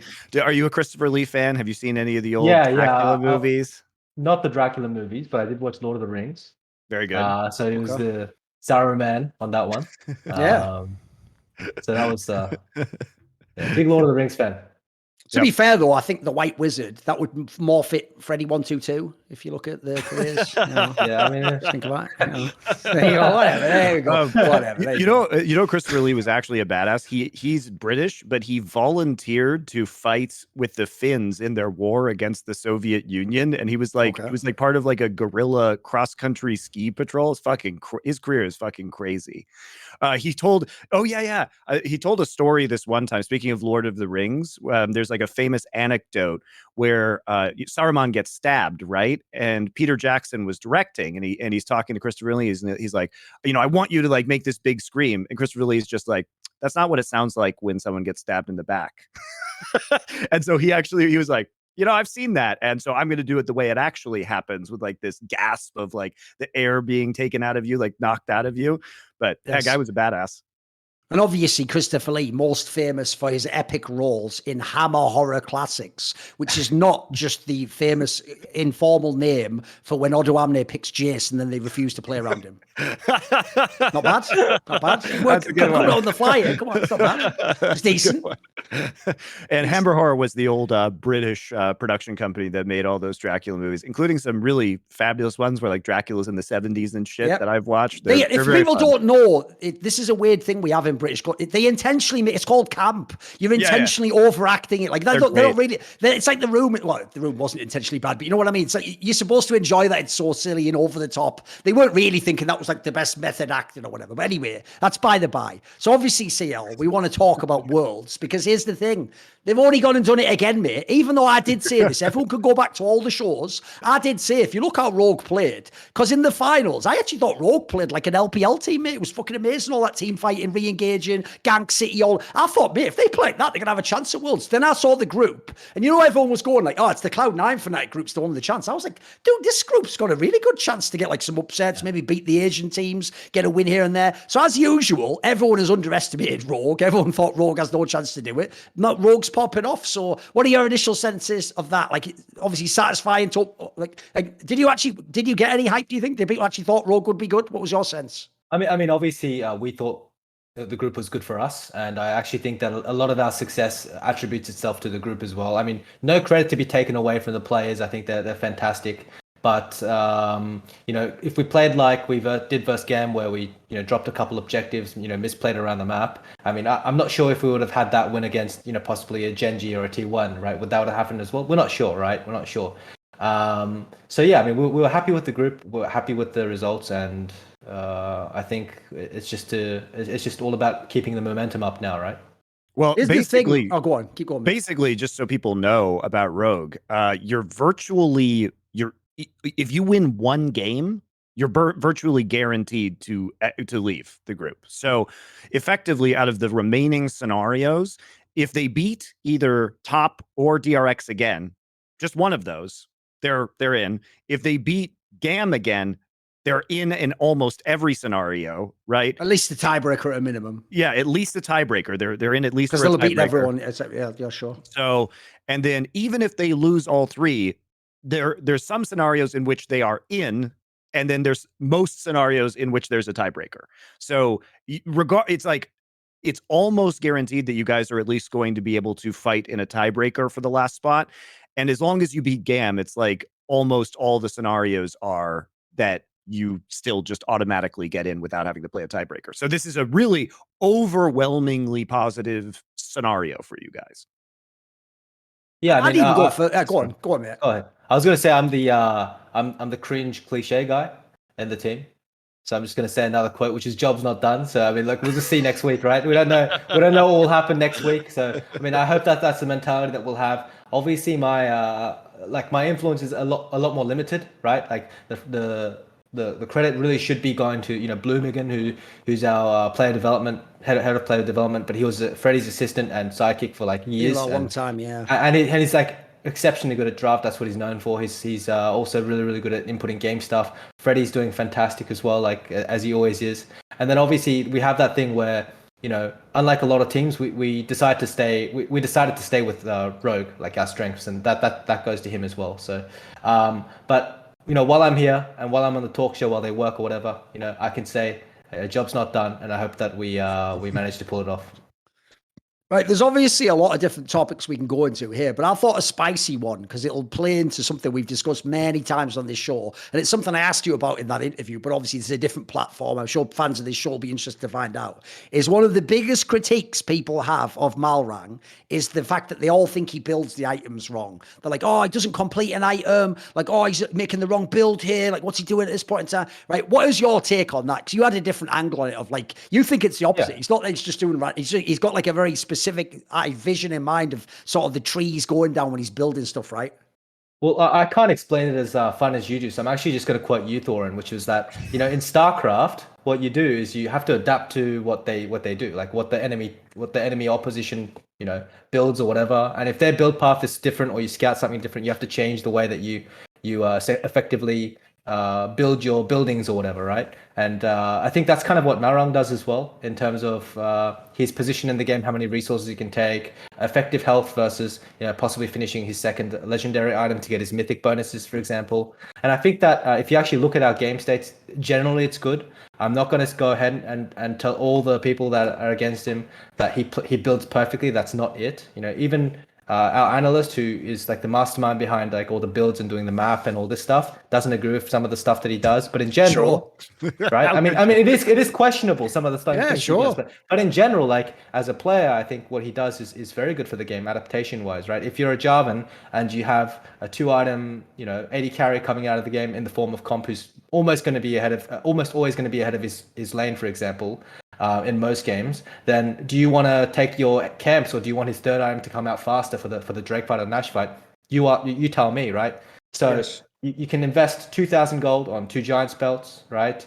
Or you could just finish, get more the damage legendary. Yeah. Or you could do the damage item or finish your legendary item by taking 2 or 3 rotations of your clear. Or, as I said, your AD carry could have your the third complete item, and you're effectively a tank. So that's really what Malrang does, and I think a lot of players should start to follow suit. I mean, what I love too about Malrang is, you know, it doesn't always work, but you can tell that he's at least like trying to match his item builds to the composition and the win conditions of the game. So, for example, you know, in your game against GAM Esports, when he went for the lethal tempo Umbral Glaive Jarvan, there's a very like clear win condition when if you're playing through Kalista in the bot lane and you want to stack these Drakes and you want to try and make these pressures for an early soul, well, Malrang's ganking constantly to make that happen and to get those advantages, and he's getting items that help with the vision control in order to affect their ability to quickly stack these Drakes and play around the Kalista and make the plays that are necessary within that game. Also just doing a phenomenal amount of damage by stacking up the lethal tempo and making these plays on the lane as early. So, you know, I look at these games from Malrang, and for me, Malrang is one of the most fun junglers to watch because he always challenges my assumptions about the game. And like you said, sometimes it might be wrong, but I know his brain is working, and I'm trying to figure out like, what's his angle here? How can he use this best? And he's really quite creative, and he's right more often than he's wrong, I would say. He's right more often than he's wrong. Yes. And if he's wrong, oftentimes he looks bad because the game is not playing out in the way that the win condition for Rogue should be playing out. And so it looks bad because something else has gone wrong, which then makes the build or makes the decisions he's made look worse. But he's also just, in terms of his pathing, just incredibly creative. And he is really... it's hard to predict what he is going to do. So, I mean, I love to watch him. I think he's an incredibly valuable asset for you guys. How did you find this guy? Like, that's my question. Like, yeah. when you were scouting this guy after having inspired, because he is just the reverse. He's like Bizarro inspired. How did you go from inspired to Malrang and think, yes, this is the thing that is going to make our team finally win that title? I take pride in a lot of the things that I did at Rogue, but I can confidently say that this wasn't one of them, bringing Malrang on. So I can be honest with you on this one. I actually had nothing to do with bringing Malrang on, which is what a lot of people think, assuming because I'm Korean, and the Korean forums, if you look at the more popular posts, they always talk about how great I am because I brought Malrang in. But in reality, okay. You know, Fly messaged me at 4:52 a.m. in the morning just before I was about to go off to LA and say, like, hey, do you want an opportunity? And I said, fuck yeah. And then I came to Europe. So yeah, nothing to do with me. I think the person that the main person that comes to mind is Bloomigan, our player development coach, previous assistant coach, the guy I talked about before, because he worked with him in Royal Bandits. And then obviously I heard that Fly had some experience with him when he was in Rockhat as well. So those are the two people responsible for scouting him. But in terms of what we needed as a jungler, as a team, I believe that Freddie already knew exactly what he wanted out of his jungler, because he had an identity in which he wanted the team to play in that way. Sorry, he knew that he had really great laners. You know, Larson. When he was bringing comp, he knew that comp would be a good laner eventually, right? And then obviously Odo Omne as well. So he was like, okay, we need a jungler that's a bit more active. Who can we bring on? I'm sure that he scouted a bunch of European junglers, and then Bloomy was like, you know, here's Malrang. So that's what happened, basically. By the way, to rewind it a sec, that point you were talking about with the Malrang angle, I also think there's a greater principle there that is really lost in League of Legends, especially, by the way. I think even Asian League of Legends, sometimes they do just follow robotically the build that they do in every scrim. They do the build that they do in solo queue. It's the reason why LS spent like a year malding about Neoconomicon, because he was right. There was times they were building it where they just built it, because when they're snowballing a game and they build it, they wouldn't even tell you the math. They wouldn't even have an argument. They would just go, it feels better. Like, it was just like, what? And he was trying to run the numbers and do that, and so it was better, right? So what I would say is this: if you notice, Monty, it's the thing I've been building up this year. I'm going to do like a video or an article or something. One of the things I think is so misunderstood in League of Legends is everyone's complained from season 10 onwards that the game's just like gated by the dragons and having to have the dragon fights and the objectives. But then people play like it's old League of Legends and you just lay it in for 25 minutes. They don't play around the dragons and when the dragons are coming and set up minutes in advance for what they want that to be. In the same way as in tennis, you construct a point. You're not just hitting a shot reactively. You're trying to move the guy around to set up the winning shot. So when people play, you notice I brought it up on many of these shows, it tilts me to see people have like a silly skirmish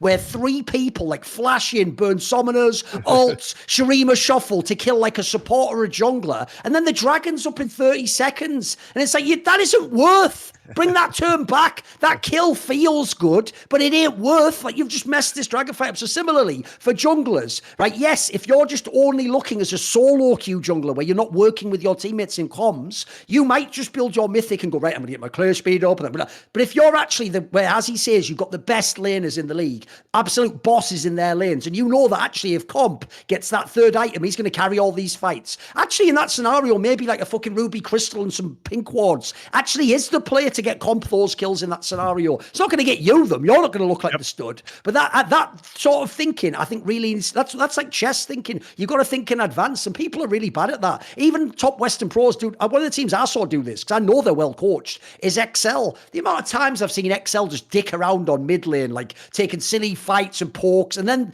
the dragon fight comes up, and you're like, you obviously setting up to go for that next, so you've taken away your tools that would have won you that dragon fight, or maybe like made it a stalemate, or the enemy has to go off if you push him in the choke or something. Like, I think there's actually, as much as people can look at the extreme versions where Malrang went too far with it, or it didn't work, or he guessed incorrectly, the actual thinking, we need more of that in Western League of Legends, in my opinion. Like, that's what will make people geniuses at the game. I mean, we actually, at this point in time, you do need more discussions and more terminology the deeper the game gets in order to describe these things.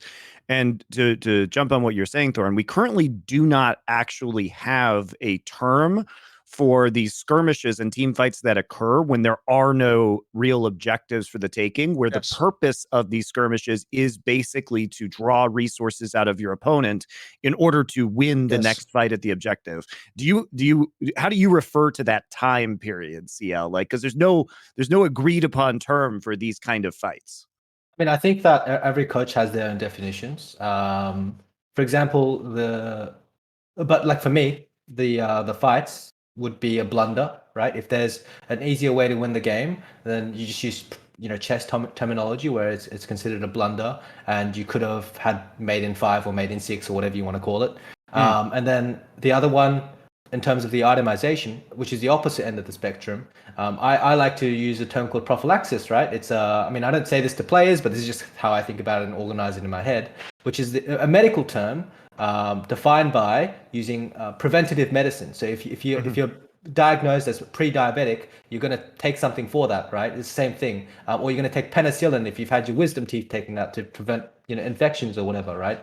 So it's kind of like that thought process where you are taking something early, or you're building something early in preparation for something more important. And if it's a preemptive move, that's prophylaxis. If it's a move already made, it's a blunder, right? So that's just kind of how I think about it. And I actually think that Ellis has done a tremendous amount of work in terms of what you've said in terms of Morellonomicon and talking about the items. I don't agree with everything, because I think that in certain situations players play unique roles in the team. For example, buying an executioner's calling. I mean, it's a terrible item on jungle, but is it good if your specific role in that team is to find the enemy jungle and fight him 1v1, and you can't beat him without the heal cut?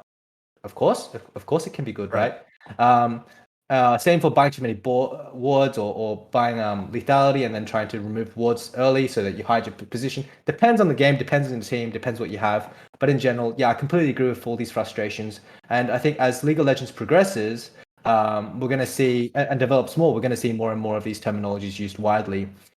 One more point, which was, Western teams need to implement this more. I actually think Eastern teams need to implement this more, if anything. Oh. I think a lot of the Eastern teams are really stubborn, like incredibly stubborn. It's so disgusting to watch, because they're so good at the game. They're mechanically insane. They're playing on negative ping. They can literally see skill shots 7 seconds before it happens or whatever, and then they just spend 3,000 gold building some random ass item, and then they might lose the game off it. Or all right, what are the most egregious ones you've seen at Worlds so far? What's your itemization? The one coming to mind. Is there one that you have in mind from one of these games? No comment. He's scared. Come on. He got scared. Okay. That used to be back in the day. Remember the old law was I used to say like, come into the minefield. It's nice. The water's warm. Yeah, exactly. Come on. SeeEl, do you have like do you have some like whiskey over there you could take a shot of real quick, and we'll come back to you in 15 minutes with that question? I got in trouble recently over this, but and so I'm just going to avoid anything that could get me in trouble at the moment because I'm a bit of hot water. Sorry. All right. By the way, that's even a concept that we actually have in Counter-Strike. If you don't know in Counter-Strike, it'll look really silly if you ever watch a pro match, because like, the best example ever is the map Inferno, one of the most played maps. At the beginning of the round, both teams run to the banana area and just throw all these Molotovs and counter flashes and smokes, and yet nothing happens. They often don't even take a duel and fight, and no one dies. The reason they do that is because it literally is like a tactical chess move. Like you have to throw a certain utility to mean the other guy has to throw his counter utility to stop you pushing through or getting a kill. So, and you both do that at the beginning to drain out each other's utility, so that then later, now you have this grenade dropping, but in the past, what you would be able to do is the in-game leader would keep track of that in his mind and go, right, they've thrown like 2 smokes from B, and the guy there threw a flash after that. So then he knows late in the round, like if I go to that site, they can only have 2 flashes, they haven't got a smoke, isn't it? That's basically like a real premise that we've already got. So yeah, I agree. As Monte says, one of the things Monte and LS have done a massive amount of work for in League of Legends isn't just even bringing these concepts up. Sometimes these are concepts players like know but haven't articulated, or people like roughing up. But until you have a term, I always say this, the one that changed the League of Legends was the fucking dreaded term tempo, wasn't it? Luckily now, because it was abused so much, everyone had to stop saying it because they had just started saying tempo about every single concept in the game. But that for a while, if people don't know, that essentially, this is real. You can go and ask like Mithy from G2. That is what made the Western teams stop just being the whipping boys and be like, we can actually win these games. Like, wait a minute. So it's about like who can move first on the map. Like when you have like terms like priority for lane. Think about even as a fan, everyone knows what that means now. That's a concept that was really hard to explain before, because it wasn't just you're ahead in CS. It isn't just we have push. It was like, what does it mean though? What does it activate on the map? What are the next things? Like the terminology is actually as key as the concept sometimes. Well, that's the thing about language, right? Until you have words for it, it can be very, very difficult to actually conceptualize things, which is why, I do think that some new language needs to be introduced around certain concepts in the game these days, because as players become more advanced in terms of their game understanding, because it wouldn't have happened, a few years ago necessarily, that players would have thought about these kind of windows of time where the purpose is basically like skirmishing in order to create advantages for the next fight, right? They either wouldn't have fought or they wouldn't have the foresight to know when to like kind of pull out of these engagements. It's like if you can get that one flash, that's good enough. Now we leave, right? Yes.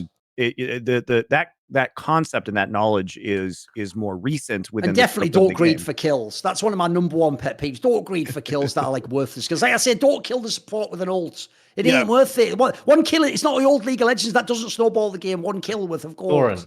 Thorin, but it feels so good. That's the problem. It feels so good. It's so delicious. Exactly. Yeah, it's so Moorish. Exactly. And then you say Sapka. And it's so nice. Basically, when you get that kill, it's like a Dunkin' Donuts donut. The first one, no, I shouldn't.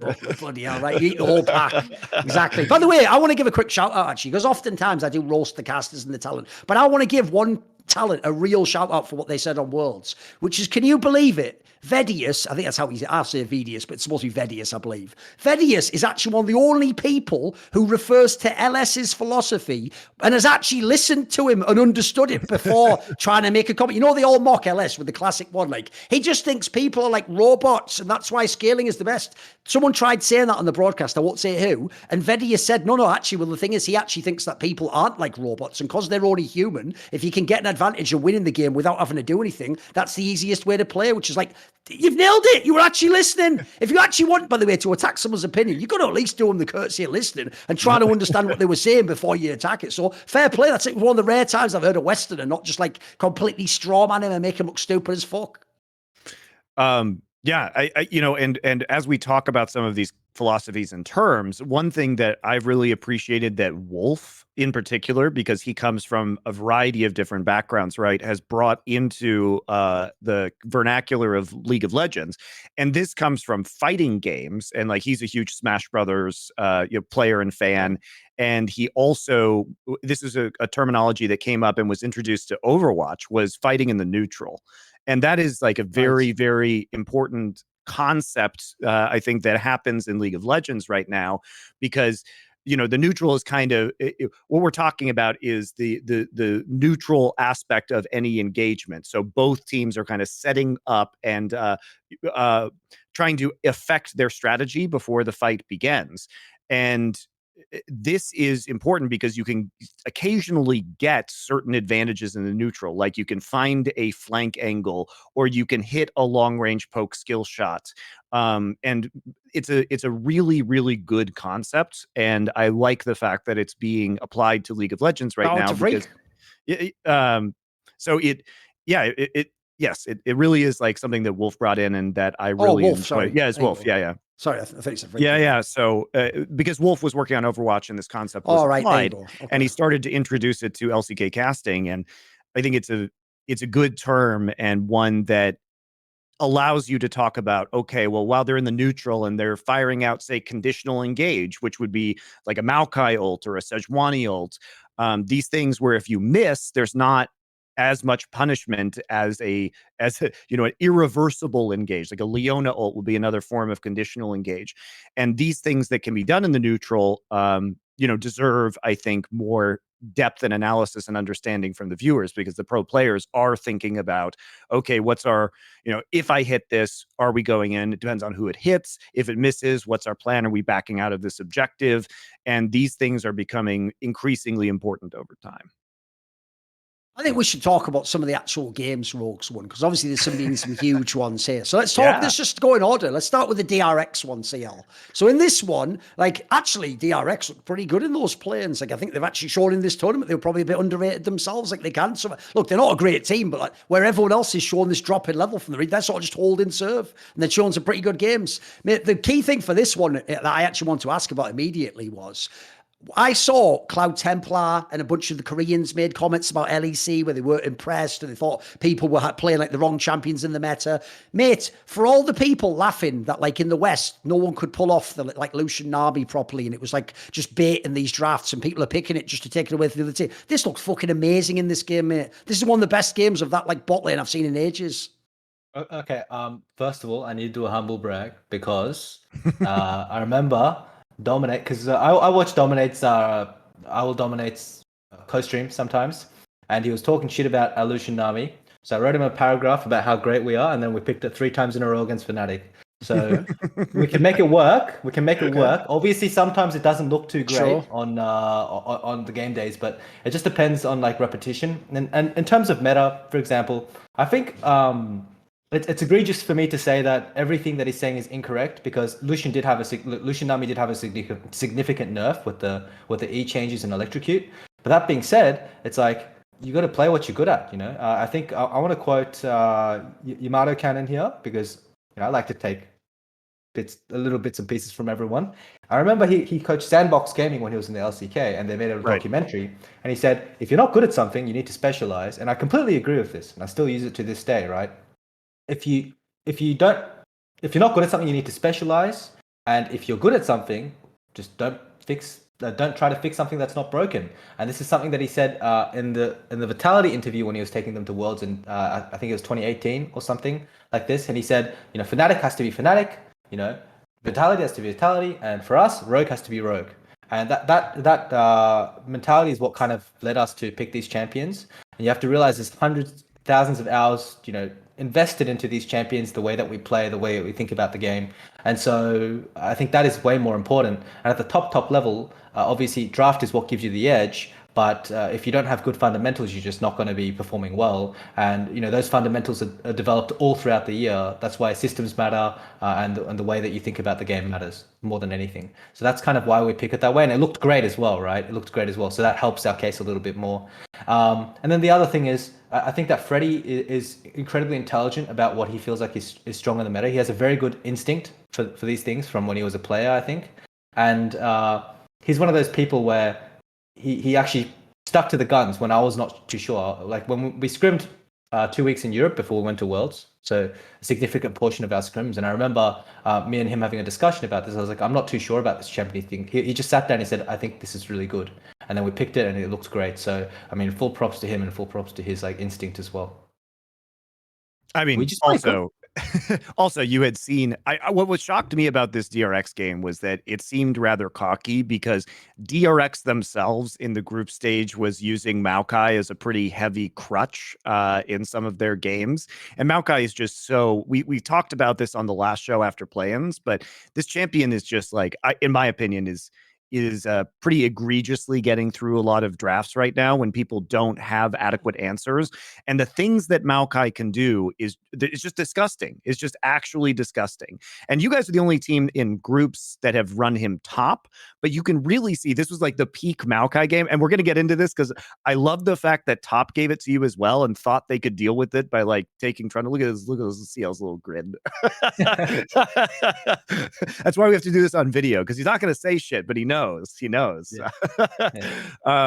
But yeah, Maokai, when you have the ability just to control vision on the flanks, to push into objectives with the saplings, when you can control literally the entire fucking river with your ultimate, make sure that these steals don't happen if you're using the Maokai ult effectively. You can zone at the start of it, kind of toy around with a dragon or a baron, and then, at 40, 50 seconds later, depending on itemization and runes, that ult can be up again.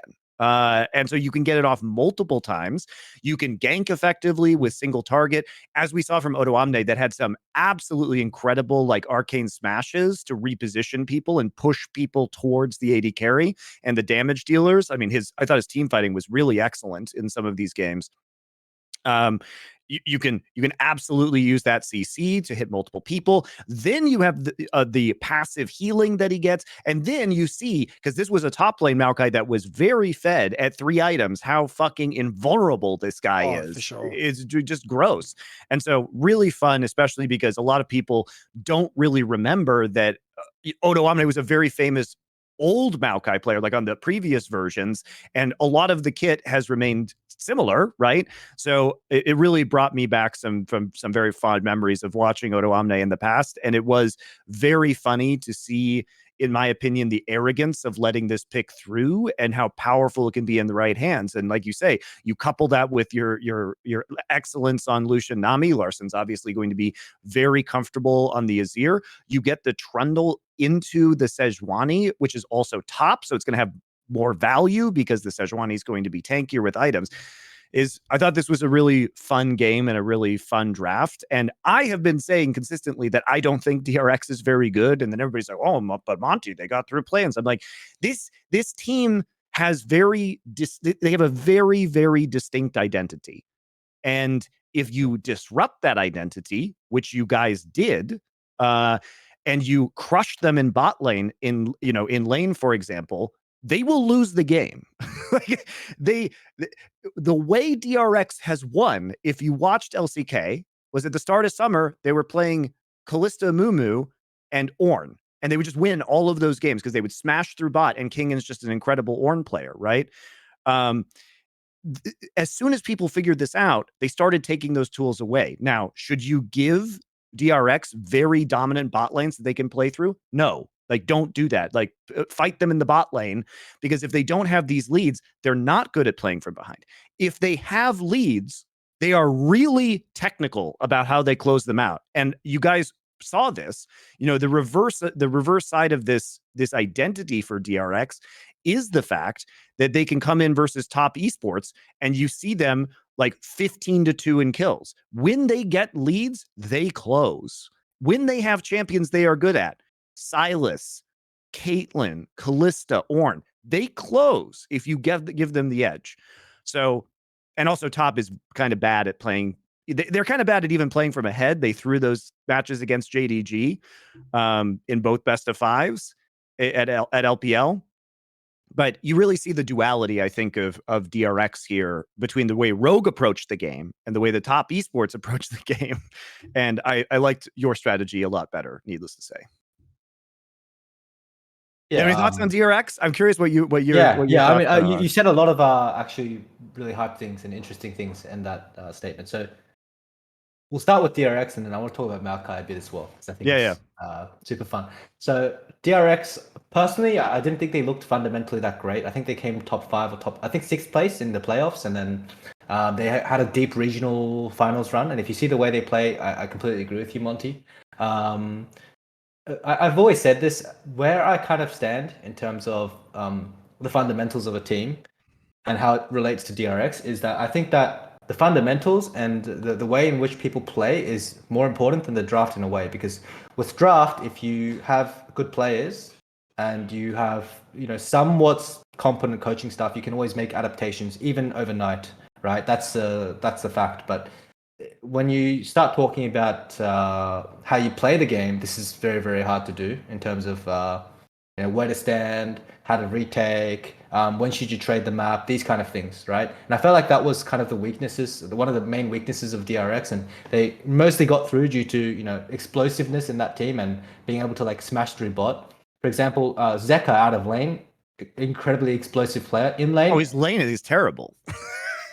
you know, but then like if bot's ahead and Zeka can use like bot lead to get himself out of the lane phase, and you know that's another, you know, like a weapon added to your arsenal. And so really I thought that DRX was interesting. I didn't think that they were actually better than TeS. I thought that TeS, despite their numerous throws, had some of the best team fighting, and despite their lane phase not being the greatest outside of mid lane in terms of stability, right? Because I think Jackie Love tends to have quite a tumultuous, volatile like lane phase. I thought that they were a little stronger in that regard, and so I assume that that's why that's why we chose that direction. Now, as I said, my position is a bit limited because I'm working remotely and I'm not really doing too much. The greatest impact I had was working in the 2 weeks before we left. And that's where kind of like our meta read came from. I actually think that Europe is tremendously efficient in finding champions good in the meta, actually, compared to other regions, because we tend to be a little bit more creative from my experience in the LEC this year. And that's where the Maokai came from. Amongst top pros, the consensus is that actually Maokai loses to Sejuani in lane. But I actually think that Maokai can get pushed in early levels. And so what ended up happening with a lot of teams, well, this is my assumption, is that Maokai was more of a jungler than a top laner, not really a top laner. And it makes sense because Maokai has a lot of bad matchups, right? Like Fiora, Aatrox, these are, you know, your traditional bad matchups. But when they're gone or really, really bad in the team comp, or like for the opposition team comp, then, you know, you'd always rather have a Maokai. And if you're able to actually play at top lane, the flexibility of it being a first pick compared to other champions is really, really powerful compared to something, let's just say, for example, an Aatrox, where even if you can flex at mid, I think its teamfight capabilities are really limited. It's countered by a lot of champions in bot side, like bot lane. And there are also a lot of bad matchups. For example, once again, the Fiora, which would counter the Maokai anyway, right? It would counter the Maokai or the Aatrox anyway. So it doesn't really matter what you pick into it unless you're going to pick, you know, something ranged into it, for example. And so this pick made a lot of sense for us. Oromne also, I would say, one of the best top tank players in the world, not just in Europe. And you could tell that he's super comfortable in the team fights with it. So that's kind of why we have that priority right now. And then I remember we just sat down watching the first couple scrims of Maokai. Me and Simon just looked at each other and we nodded our heads. You know, we tried the Aatrox first pick, we tried everything, but then we just nodded our heads. And he said, "Are you thinking what I'm thinking?" And I said, he's like, and I said, "Maokai?" And he said, "Yeah, Maokai." The ulti is just, you know, we just saw the ulti and we're like, this is so broken. Like, you know, it's the combination of everything though that's so crazy. Like he's a vision hack. You know, it's he played support as well. Yeah, because it's a Yeah. triple flex pick. I mean, we've even seen the damage coming out of some of these like more poke oriented builds with demonic embrace, like Maokai topping the damage charts, and some of that is going to be junk damage that you get off of saplings, but a lot of that sapling damage comes on people trying to get flanks on your composition while they're setting up for an objective because there's a sapling in that brush, and so it actually does end up having a lot of meaning and utility within some of these fights. So it's it is absolutely crazy, I think. And it's really the analyst's dream because he's like a Swiss Army knife. Like what the fuck can't he do?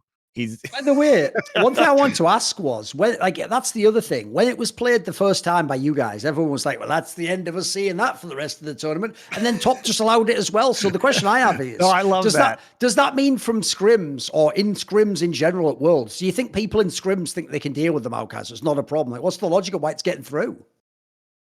Well, first of all, you don't scrim the same group. So yeah, but a lot of the teams share information. You know what I mean? Yeah, I mean, exactly. okay, I have a lot of beef about this, by the way. I think it's so disgusting, but anyway. I mean, we just have to admit that it happens. Nobody else. Yeah, competitive integrity is a real big issue, but yeah, I agree. I mean, you can see certain things, guys, about like what happens. I think I've said this before, but I think the most egregious one that I've seen, and again, take this for what it's worth. This is me reading the tea leaves. But when JDG bans Nidalee against Canyon, despite the fact that Dom1 has now, will they play Nidalee at some point in this tournament? Probably, I would say. Maybe they don't try that until a best of 5.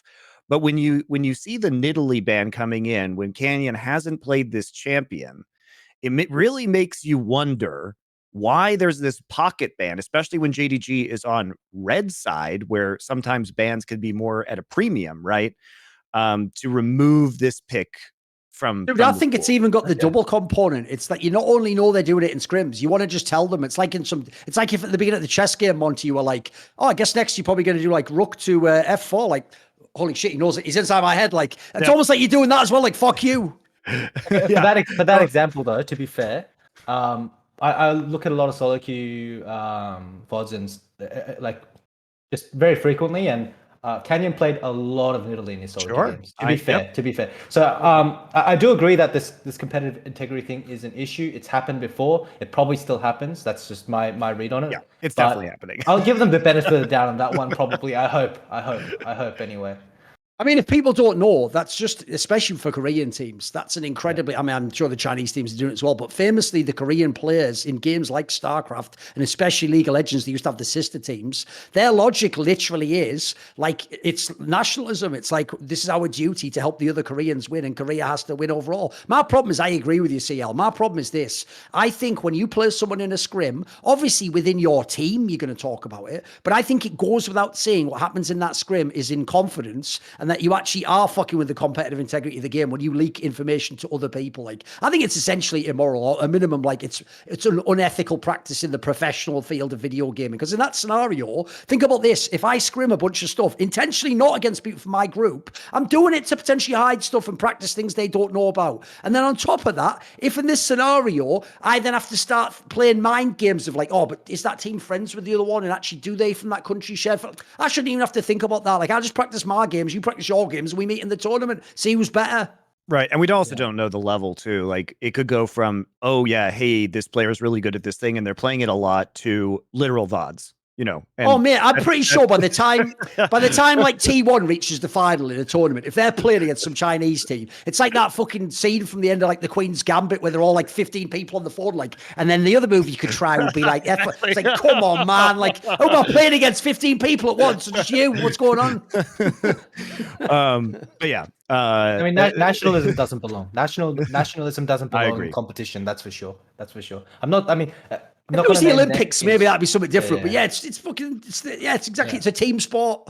Yeah. But anyway, what I thought was funny, moving to the top esports game, was when you guys first picked Maokai. They're trying things, right? They're like, okay, it's Trundle time now. Surely the top Maokai, we can sap his strength, right? And also, by the way, the attack speed Varus has been a very common answer to some of these big front lines at this tournament because his passive can chew through these tanks if you have like lethal tempo and you itemize for attack speed, right? And we've seen Ornns just actually melt in front of this Varus, so it's not really being done as the more traditional poke build. And so for me, I was like, oh, they're gonna, trundle out the Maokai and then try and like burn him down with the lethal tempo Varus. But you guys you guys did very Hey well in that guys, game too. Maokai is untargetable when he presses W. You can't hit him. Yeah, exactly. Well, He it goes- was also like, Malrang's like such a boss on this Lee Sin in the game. Frankly, I want to hear your thoughts on this too. Like, I think I was really surprised by the Rakan pick. So I would love to hear your thoughts on this one. Obviously, Trimby is a historically great Rakan player, which probably goes into what you're talking about, Lucian and Nami, and having these specialties. But, I get super nervous when people are like playing Rakan into Leona and things like that. So do you think that this is more of a fringe Trimby pick, or is there something I'm missing about the composition that you think Rakan was super good here? I actually am not a part of the draft meetings because they're done in person. All right, well, good. Now you can just speculate me. Yeah, but I can give you some speculations from an outside party because I'm mostly just trying to help with the gameplay stuff. So for one, I actually think Leon is not necessarily a counter into Rakan anymore because you just build tenacity and you cannot lock this champ down. It's really, really hard. So Rakan is actually quite happy into Leona and does more in team fights essentially. And then if you really want to lock this champion down, you need multiple champs. So you need a Nautilus or something basically, and then just try to one shot it. If not, this champ's always going to be a raid boss, and Trimby's really, really good at it. So that's kind of why I assume they picked it. But it's interesting. Just before this, you talked about how we took the trundle away. This was an instance where I felt like taking the trundle away from DRX was good. This was a game where we first picked Maokai because they answered with Sejuani Flex. And what ended up happening is if we gave them Trundle, they would have melee jungle with Sejuani top, and then they would have Sejuani top that would counter Maokai, and then it would be able to win one-on-one versus most junglers like Lee Sin, Xin Zhao, for example. So I thought that was really interesting. But to answer your question more directly in terms of the Rakan thing, I actually think that it's fine into Leona. And if you get out of lane phase, you're always going to be more useful. So yeah, it's kind of a meta shift. It was more of a counter in season 9, I think, but you get so much tenacity nowadays that you can kind of get away with it. By the way, the other thing as well about this top esports game, because we were watching it last night on Monty's stream, and in that game, because of how badly the beginning of the game went, leaving at level 1, it was looking oh, bloody hell, and now they're obviously ahead on Jackie Love, and it's all looking really bad. And then, mate, there's something about Chinese League of Legends that I don't understand. It's like the universe has to balance itself out with an equal and opposite force. So anytime you get, because mid lane is the most influential carry role in the game, anytime one player at mid lane is just the chosen one, they're just too strong at mid lane, they have too many champions, too strong, too amazing at team fighting, they just can't be stopped. So it could be Rookie in Invictus Gaming, it could be Knight now in top esports. The way the universe has to balance it out to make the game so it can still be playable is they must be flanked in the other two lanes by serial inters. So Rookie had the Shy and Jackie Love. Now this guy, Wayward and fucking Jackie Love, first of all, that Wayward guy, we used to do this meme in CS, on real tournaments, where if someone did a shot through a wall and you're POVing on the guy who gets killed, and he's how did he do that? As a joke, the observer would do a fake cheating report and be about to press submit, but then not do it as a joke, right? The joke is, if I was his teammates, I would just be reporting fucking Wayward at the end of that game. Some of those trolls where he was going under the tower, what are you doing? This is the world championship. And then Jackie Love, I even said this, you can go back. Oh, you don't have to keep the VODs or not. I say this before the game goes live. They're all going oh, good draft for top, they've got good champs. And I'm yeah, but here's the thing. I still think there's a chance because Jackie Love's in the game. It's well, this guy will always give you a chance back in the game. Now, here's the thing. He is so sick that if he gets away with it, he'll absolutely carry the game too, and he will just make you look shit. But he will always give you a moment in lane and a moment in a team fight where he will just say, right, here's your chance to win the game. Now, look, he might be doing it like the bigger brother, like dangling it over you. You want the game? You want the game? And you might not always be able to get it as you try and grab for it. But I tell you what, some of the time, like in this one as well, man, that guy is so egregious. He just doesn't even understand the concept of responsible ADT player. These two guys are ridiculous. It's like if you're night in rookie, I would just be malding up my mind. Like, what the fuck? Where do I? The joke is they're probably watching Odo Amler. Like, can I get one of those players? Just like a fucking Maokai weak side top player, please. Can I have one? Wayward, I'm not going to say Wayward came in with the biggest hype because, like, basically the Wayward hype curve was like regular season. It's like, oh my God, this guy's like really good. He's a rookie. Oh, he's so good. He's so good. Then we got to playoffs. And it's like, oh, he's kind of shaky now that he's in a stressful situation. So we were on the decline of the Wayward hype curve heading into Worlds. So nobody was like, holy shit, you got to watch this guy anymore. It's not that he wasn't flandraing it in LPL playoffs, but he also wasn't the same player that he was during most of the summer split. So I guess my expectations were like, well, hope he has a good tournament learning this time around, which did bring some of the hype on top down. But yeah, the way he played in your game was like actually kind of egregious with like the top just gets so desperate and so horny at times. And you saw that with Jackie Love in the Draven game too, where they just get so horny. They're like, oh my God, if we don't win this Draven lane by diving into this turret. And also Beryl had a super sick play with the Braum shield, right, to deny the cash out from Jackie Love. But they just get so horny. They're like the horniest team at Worlds, and they just focus on one thing, and it's like it's an inevitable conclusion. It doesn't matter what the rest of the game state is. No, they are so horny. That play is going to get made, whether it's a good idea or not, whether circumstances have changed or not, whether the timing window has disappeared or not. That play is getting made. Wait, in case people don't realize, I'll just give you some context. Jackie Love was voted the all LPL first team pro AD carry. This guy is not a fucking bomb player, but he just, like I say, he just has this weird tendency for an ADC, especially. It's such a wild fucking style to have. What do you think, SeeEl? Personally, I can understand top laners because it's just so sad. Like you just never see a jungler unless you have like a Malrang, right? Right? It's just like it's so sad. And then you just have no action. You just like playing Tetris on one hand, playing top lane in the other, and CSing, and then you see a kill, and it's like, oh my God, I need to get this kill. But for bot lane, I'm not too sure. That being said, I think the hallmark of a good AD carry, generally speaking, is that they have a lot of int in them because they are very, very high end with the damage calculation. I'm not defending the way he played, but maybe that was good. So I like your take. Yeah, but at the same time, it's like I mean, it was a bit weird. On the other hand, as a general concept with LPL, because I think this happens with most LPL teams, is that it's actually the opposite end of the yin and yang. I actually think that what makes them so good is that they are so explosive at times and that they're not so set in systems. I have this saying where if you have a team with systems, you'll have a good team, right? But if you have a team that follows the systems and the systems only, you have a bad team. And that's because you need to have some level of flexibility in the game. You need to be able to skill check the enemy team. You need to be able to be flexible because you can't cover every situation systematically. Whereas Korean teams are the exact opposite. They'll just play that you're just reading out of a long scientific novel or journal, and they just do everything by the book. And if it looks anything remotely scary, they'll run straight to Narnia, recall, they'll come back and they'll look for the same textbook play. And so what LPL is really, really good at is they have a combination of both. I actually think that this is the reason that they're best right now. They're better than the Koreans in a lot of cases.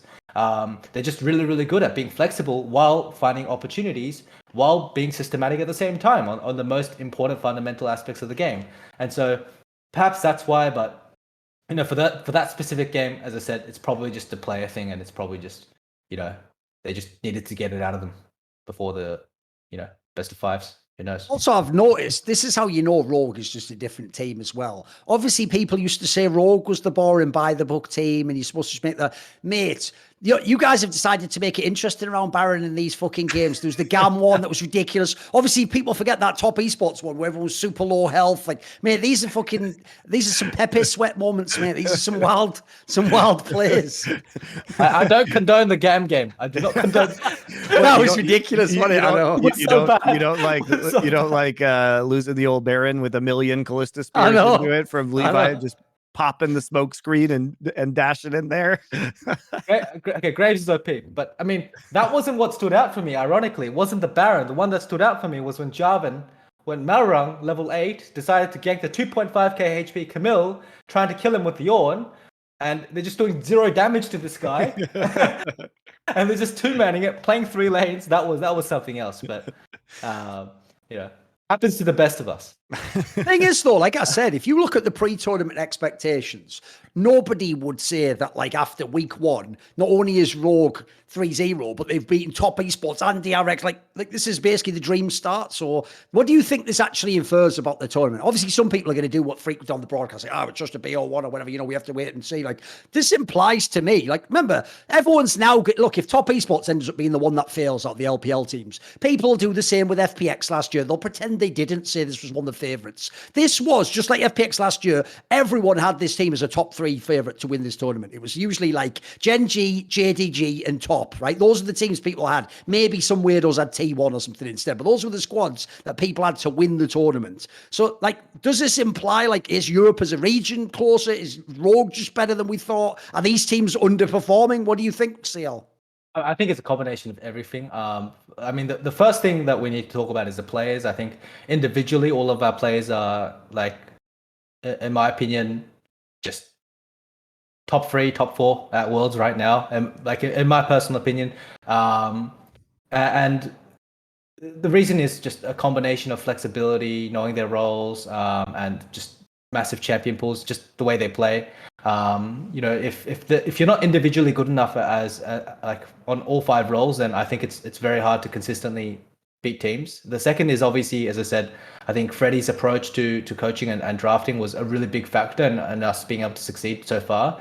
Bloomington, of course, which was, if it's not broken, don't fix it. This is our identity. This is what we're good at. And I still think that Lucianami is good, for example. I think that net us a lot of wins, and that gives us a good read on good read on how we should be playing as a team.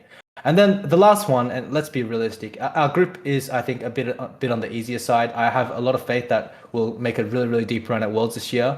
But that being said, I think that it's inconclusive. And as I said before, the job isn't done, right? We need to make sure that we close out the rest of the groups well. And then here's the most important part. After the group stage, we adapt to the meta well, because if you look at basically every single Worlds, the team that adapts to the meta the best is other teams that are going to start accelerating, going toward playoffs. Yeah. And I think there are maybe, top 5, top 6 teams in the world each year, arguable, right, on some of the more top heavy years, but top 5, top 6 teams every year where they could take games off each other on any given day, but it comes down to, like, how well they play or how well they've read the meta. For 2019, for example, I think G2 could have, if they played the FPX match again, they could have easily won. And what gave them the huge lead going into the finals was the fact that they prioritized Xayah over Kai'Sa, if you remember that, in 2019. They had a really, really good read, whereas all the other teams, including the Asian teams, were prioritizing Kai'Sa, and they just knew how to, like, scale and outrange and play on side lanes well. So, yeah, to answer your question, I think that the credit first and foremost should go to the players, and then, to the coaching staff that are there and the management that are supporting them. But we're just not entirely sure yet, and we did have an easier group, so we just have to prove ourselves in the best of 5s, and we can't fail. I mean, we're Europe's first seed, right? It's a big deal. I mean, yeah.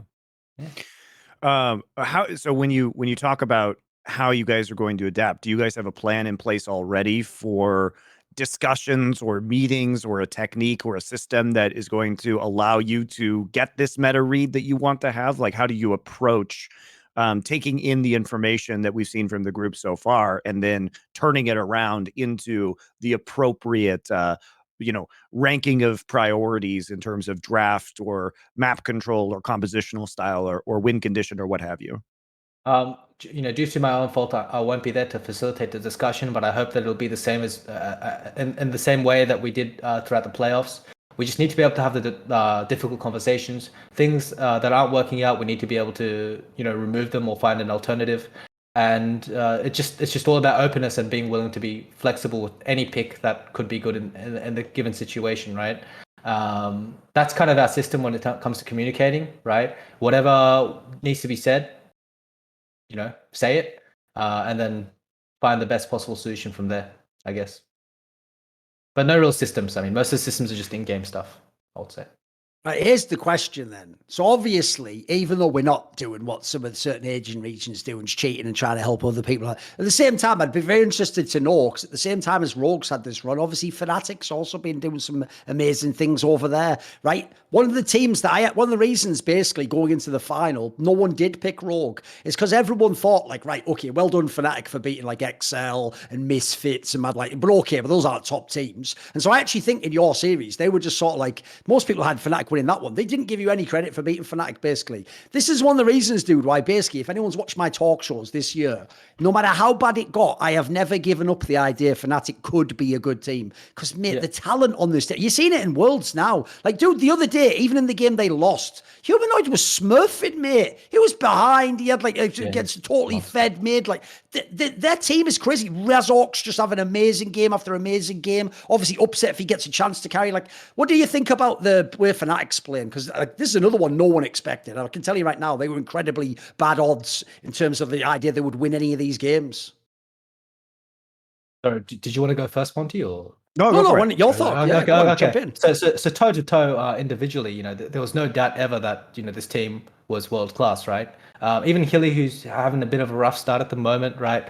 But you know, all these players have peaks that are in Everest. I think. I think the biggest thing for Rogue and our us being underestimated was just the narrative behind everything, and not looking at the team and how we played and our skill set separately from what the storytellers were telling basically everybody, right? How we were choking, or how we weren't doing, you know, so hot when it comes to playoffs, and how we weren't in top form. I think that if people saw some of the games that we played throughout the regular season, it was no doubt in my mind that we were always a bit of a contender.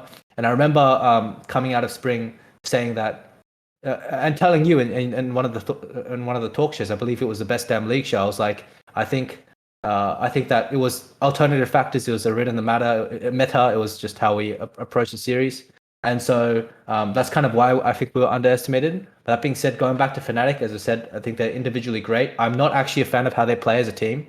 I'm not a fan of like their identity or how they move around the map personally. But that being said, I'm not going to take it away from them. And they always have that explosiveness from each individual player that can come at any point. You know, we saw what Humanoid did right now in the group stage, and that can happen at any point with any of these players, right? So I actually like what they did in terms of draft. I like the fact that they decided to stay consistent to their identity. It's too late now to try change this kind of stuff. You need to stick to what you're good at, draft what you're good at, draft what you've been doing all year, and just hope that your players turn up. You know, this is the same thought process that we had in our finals in summer as well. Everything ended up perfectly for us. Malmo was a really big buff. We ended up having a really good environment, and the players turned up, and that's why we won, right? So yeah, I'm impressed with Fnatic's performances, but at the same time, you know, in terms of the pure fundamentals, I'm not too sure how far it will get them. I hope that it gets them far, because once again, they're a sister European team, right?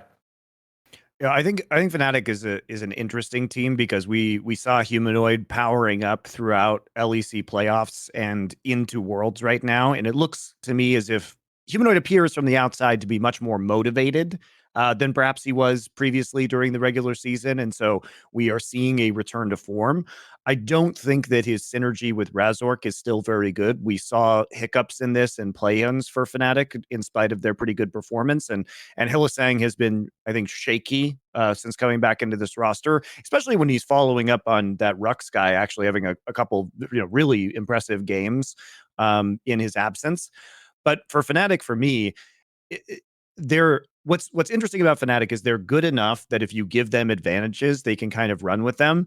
And people might look at the T1 game and see it as very one-sided, but that was really Fnatic catching a throw. And if the bot side jungle invade with Owner goes differently, and it should have, like, Owner like really overplayed his hand, and it looked like he was not communicating with his bot lane about what was going on, which summoners were up, because there had just been a big skirmish between Upset, Hylissang, Gumayushi, and Korea, where some flashes were burned.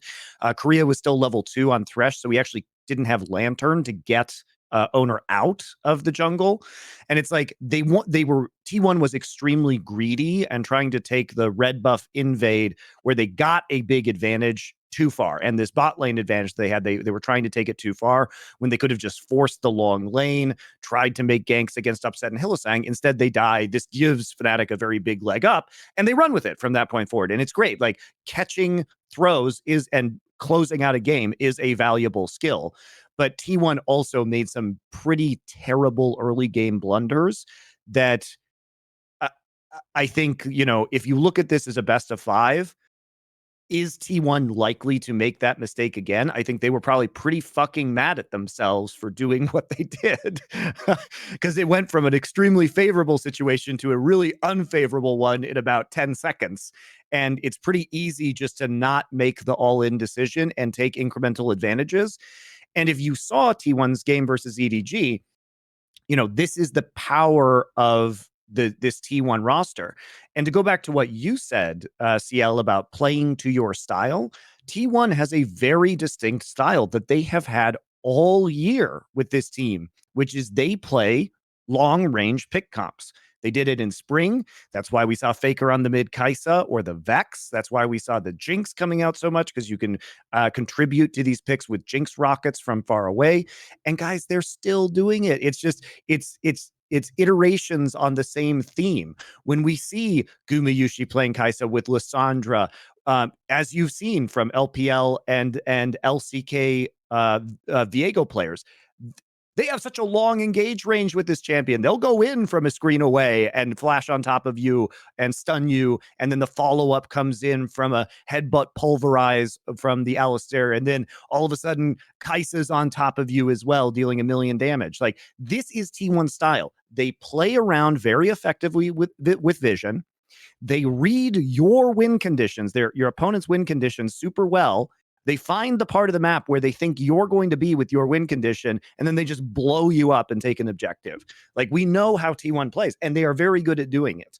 So I think T1 is still a really strong team, but they're a team with a really distinct identity at this Worlds, which I think is fun. And this bridges into a conversation because I was watching the broadcast, and at the end of the day, they did kind of like a hot take section, and Jat had a really good hot take. Like, he may not be much of a showman, but his analysis is always like really enjoyable to listen to. And he's very thoughtful. And his hot take was that this might be the best Worlds meta ever. And I think I might agree with him. Like, it's so cool to be able to see so many different kinds of teams playing out these strategies.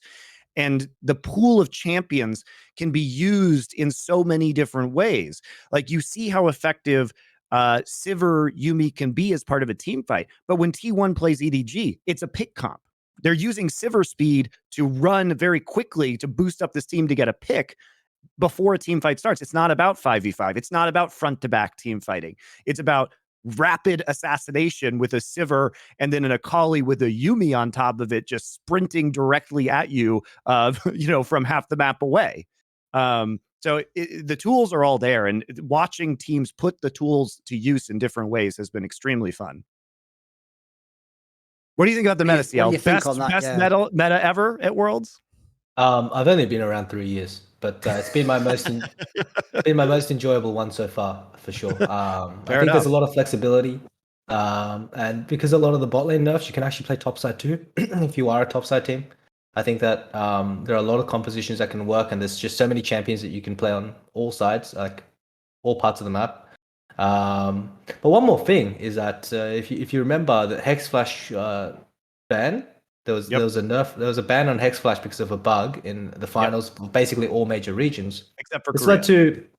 Except for Korea. This meant that basically most people were playing enchanters in their regions, and perhaps that was one of the bigger contributing factors. Where maybe in the past these champions were always fine and always good, but they just weren't being played because why fix a working clock, right? Like, that's kind of like maybe what's been happening.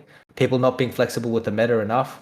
So, I'm not too sure. I think I've improved a lot, and I'm not, maybe my analysis of previous years are wrong, but that's kind of my vibe as well, right? It's been the most fun Worlds to watch by far, though, for me. Yeah, I've mentioned this The things before. I think's really interesting about it is I also notice people are trying to do like hard calls out of draft, hard calls when someone gets one carry with 2 kills on it. It's like this meta, you can just team fight your way out of trouble because of the tools that you have in the game. Like you've seen in these games, if you have like a Poppy and an Azir, you could be behind and do some magic shit in that team fight and get right back in it. It's actually one of the reasons I found it really entertaining. It's actually where a lot of the EU teams are getting the edges and turning games around. And picking Soraka into Tahm Kench, for example. Yep. there That's you one of go. the things I loved about what you guys did too, was that, No, you know, hey, let's obviously not say you guys. Let's say Freddie and Bloomy.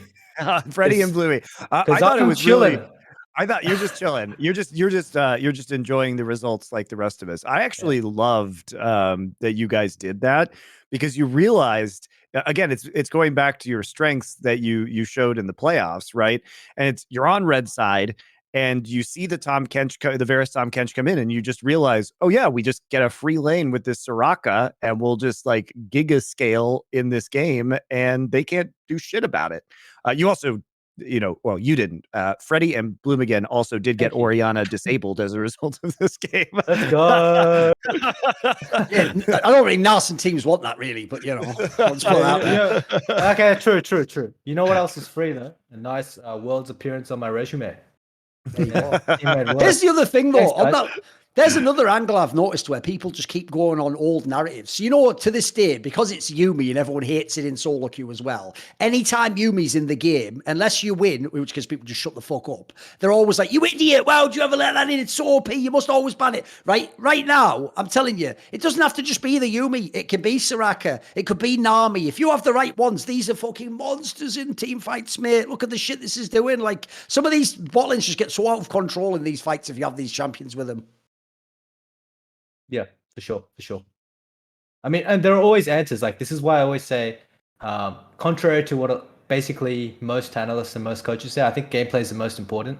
Like, we found out that, you know, when teams were picking Yumi, when Yumi was OP, other teams were picking supports that could move around the map and find advantages, and there was counterplay to this. And so the team with Yumi had to play really well with basically a parasite in bot side that didn't exist, and like play 4v5 and manage your waves really well. But if you managed to do that, it was like so OP, you know. Yes. And so yeah. I mean, I think that the narrative shifts and the meta adaptations have been super interesting. But it does always come down to the game, in my opinion. Like, if you get an ERL team, right, in a regional league or academy team, it doesn't matter what draft you give them versus like an LEC team, unless it's completely unplayable, right? The LEC team's probably going to win if they're a decent team, right? If they're like middle pack and above, or most games anyway. And so, yeah, I think that's kind of showing nowadays. Oh, and by the way, one other thing, I forgot to ask this about the top game, because a moment that's really key, but it was so early in the game, people are going to forget it, is actually top was in a great position until they did that attempted like fight where they stayed too long at top, and Knight just like blew the fucking Shurima shuffle on like the support or something, and then Odo did that like mad TP in. That's another thing I've noticed has changed about your team from the playoffs onwards, dude. It's like the actual like bloodthirstiness of Rogue is just fire now, mate. Like the people like Odo, they just go in, they never leave a man behind. It's like you just keep fighting. It's like the old Rogue would have been the team that'd back off if a guy died or something. Like the mentality must have changed now, right? I mean, it just comes down to numbers and like how well we read numbers on the map. Like, if we know we have even numbers, you know, for example, the way I view the game is it's very scientific. I think League of Legends is actually a really poorly made game in the sense that if you're ahead and both sides are playing perfectly, then the head side will basically always win. I mean, depending on draft and all, but as a general concept, right? And the only way you can kind of circumnavigate that is if the other side either makes a mistake or you exploit it via forcing mistakes, either by man advantages. And we're just better at, you know, opening on 3 lanes, shifting into 2, for example, retaking Dragon in certain positions and talking about how to do this. And for example, as you said, like the fact that we're aware of our TPs and spell checks and how we can match numbers and punish a mistake, right?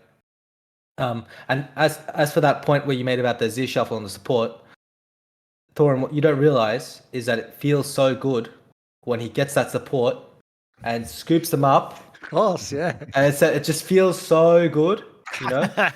So he had to do it. Thing is, though, even though you're saying that like lightheartedly, this is another real concept that is so lost when people analyze the game. Obviously, in the vein of how LS does, where he's trying to look at idealized gameplay and how the best possible play would be, which is these are young guys playing video games that have a fun element to how you practice them. Because there's a point that my mate Lurpis often says in Counter-Strike, and he was proven so right, it's unbelievable, which is years and years and years ago, early on in CSGO, there were certain pistol weapons you could buy that were like way too cheap, they were way too powerful, and basically you could just, it was like gambling, you could just sort of like flip the coin, and if you got heads, you got a kill or two, and you were right back in the game. And so at the time, it actually was mathematically, and in terms of like expected value, the best play to always buy those pistols. You never really did like a true save. You always bought them, and you gambled that your skilled players might get a kill. But what Lurpis said, and he nailed this so hard, is he said, oh, just wait. When they nerf these weapons and put the price up on the weapons,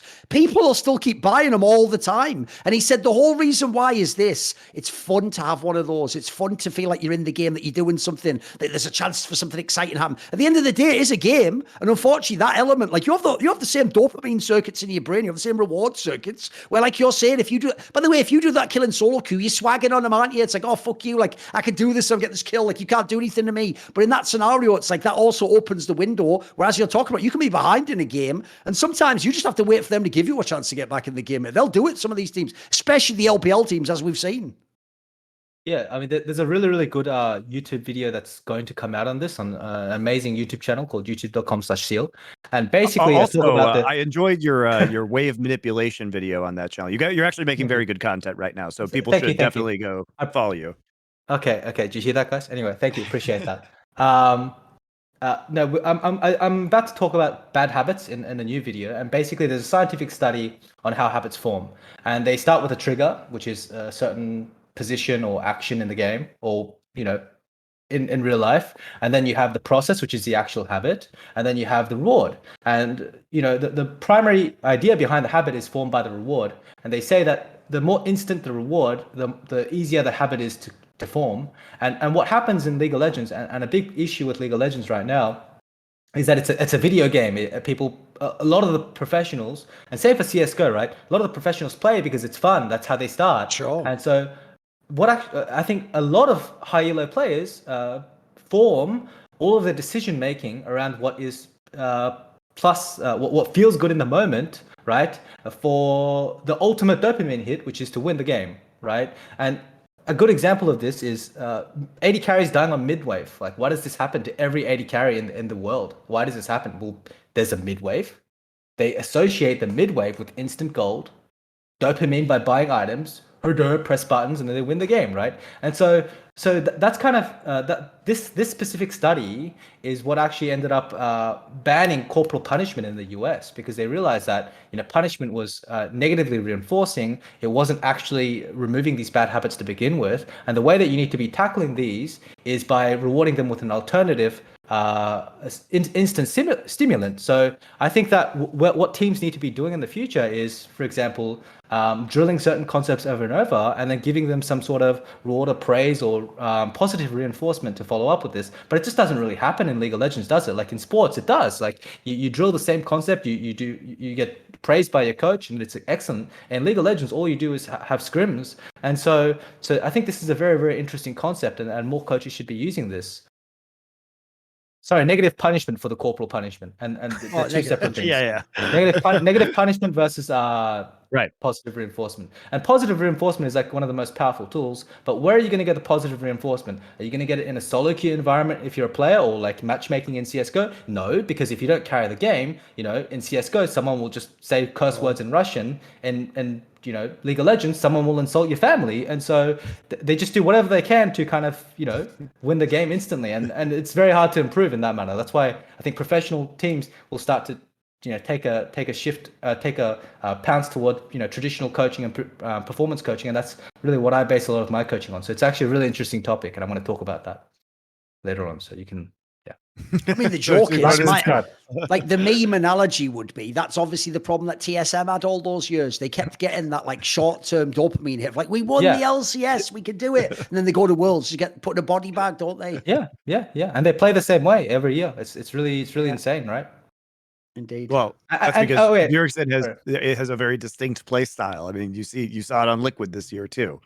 I don't think Bjergsen's play style is very compatible with most people's conception of the modern game of League of Legends.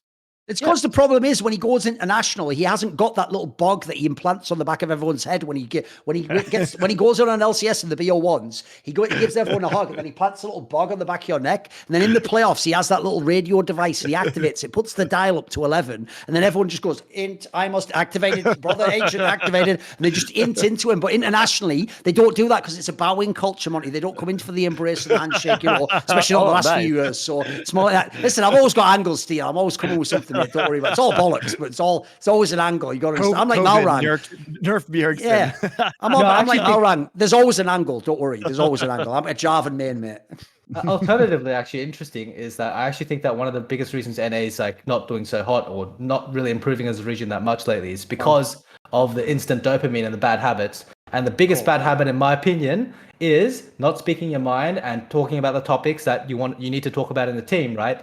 Oh yes, that's interesting. Right? That is the reward that you get for that is keeping your job. So like job security, for example. In Europe, this is one of the reasons I wanted to say is nobody gives a fuck. I mean, this is something that I noticed, you got to say what you got to say. But in NA, you say the things that you need to say, and unless you're a Bjergsen or Double Lift or someone that's been around with 1 billion followers, you're probably going to lose your job, or people are probably not going to like you, play politics, and you're probably going to, not have a great time in the next couple of years, right? So I actually think that some of the old greats that have had incredible longevity, a lot of that success is partially due to their attitude and due to their mindset towards competitiveness and being able to give feedback to their players, and then basically management and other players not being able to do shit about it, because you just have to say, okay, this guy's been around longer than me, I'm just going to nod my head and learn. And then the environments are naturally better and teams just probably get better. But, how sustainable is that?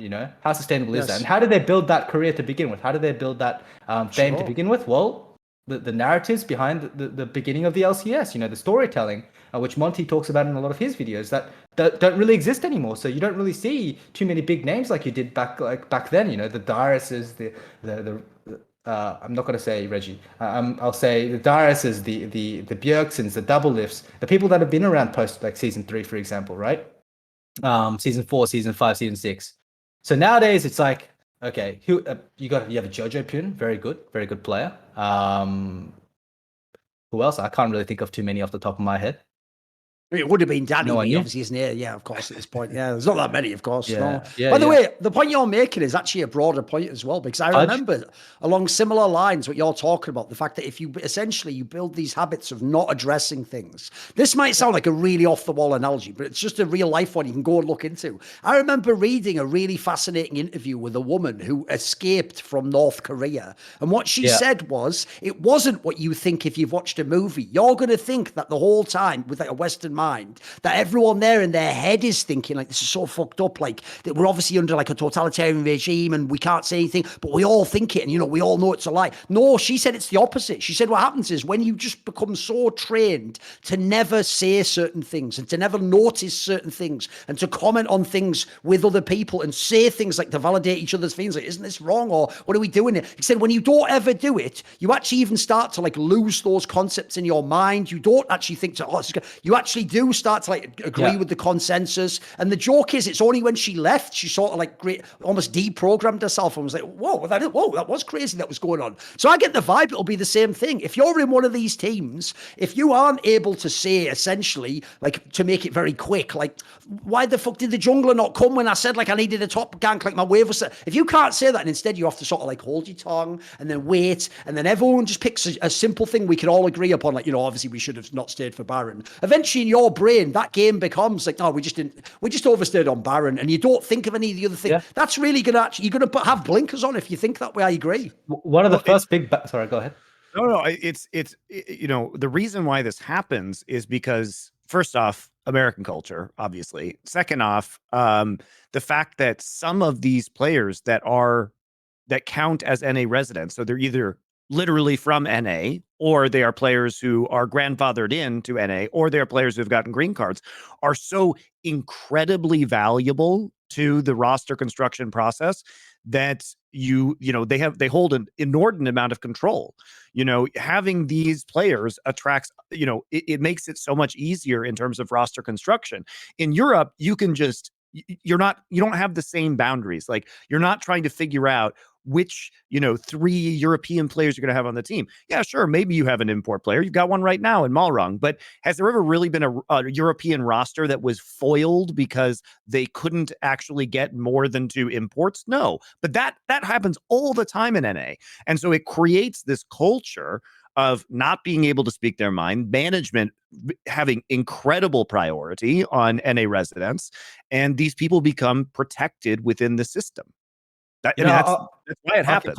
I can confidently say it's not for all management, right? I mean, I can tell you, for example, 100 Thieves is not like this, and they're very successful. I know for a fact that Cloud9's not like this, because I know the ins and outs of I've talked to a lot of their players, for example. Yeah. I know for a fact that Evil Geniuses is not like this, because that's a team I almost went to, right?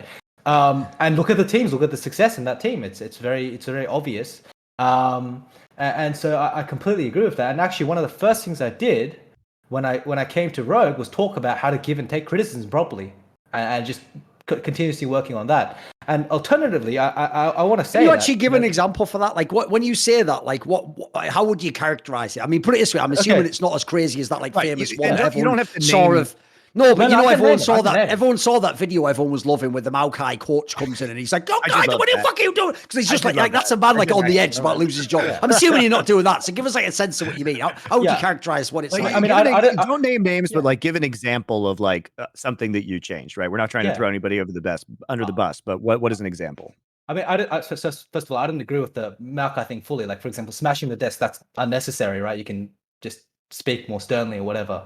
But an example of feedback taken the wrong way or given the wrong way is say you've made a mistake in the game where possibly you've died at Baron, right? And they're criticizing you for that. And the other side has died 4 or 5 times in a game. It's not relevant whether or not that guy's died 4 or 5 times, but the immediate thought process, the thought chain that forms in most players' minds is, okay, the main reason we lost is because this guy died 4 or 5 times, not the actual point that we died on Baron off tempo, right? Off taking bad base or overstaying on the map. And this is really, really important for 2 reasons. One, if the feedback is taken in an aggressive way and you just say, oh, well, you entered, how about you fix that first? For example, this is not exactly what happened, but for example, then what would happen is then you don't learn something that could happen over and over again in games. That's very, very important. And 2, the other guy is just going to think that you're deflecting and hate you for it, right? And so a lot of these instances occur in every team. I almost would say that it's not even just an American subculture thing. I would say that it's more of like a competitive team thing. The problem is in Europe, and here's one of the big benefits behind Europe. And for those of you that don't know, in Germany, there's a lot of worker protection law. So you can't actually get fired for no reason. If you have a 2-year contract and a team wants to replace you and, someone's trying to play politics, you can just sit on your contract if they don't have a legitimate reason to fire you. And you should have that contract. Like, anyone should have that contract. It's just basic protection. But in NA, if you get fired, if you fuck up one day, you're gone the next day. There's nothing you can do about it. And I think that actually plays a big role. And I know for a fact in previous experiences talking to a lot of players that people just don't speak up because they're afraid, right? Not even because they're not even due to the bad habit thing. So, I mean, this is not the best at all. And a lot of North American contracts normally give 2 to 3 months severance pay after you're done. And like I mean, that's for a lot of players, maybe it's not a big deal. You can go back to your parents or whatever, but I think for the older players, the players that have moved out, or the players that don't have that kind of support in their household. For example, if I went to NA and I got fired, I would not have anywhere to go, right? Like before taking my esports journey, some of my family members came to me and said, "You're never going to make it. You're wasting your time. You're delusional." Right? So, I mean, I think they tweet at me on Twitter sometimes. Yeah.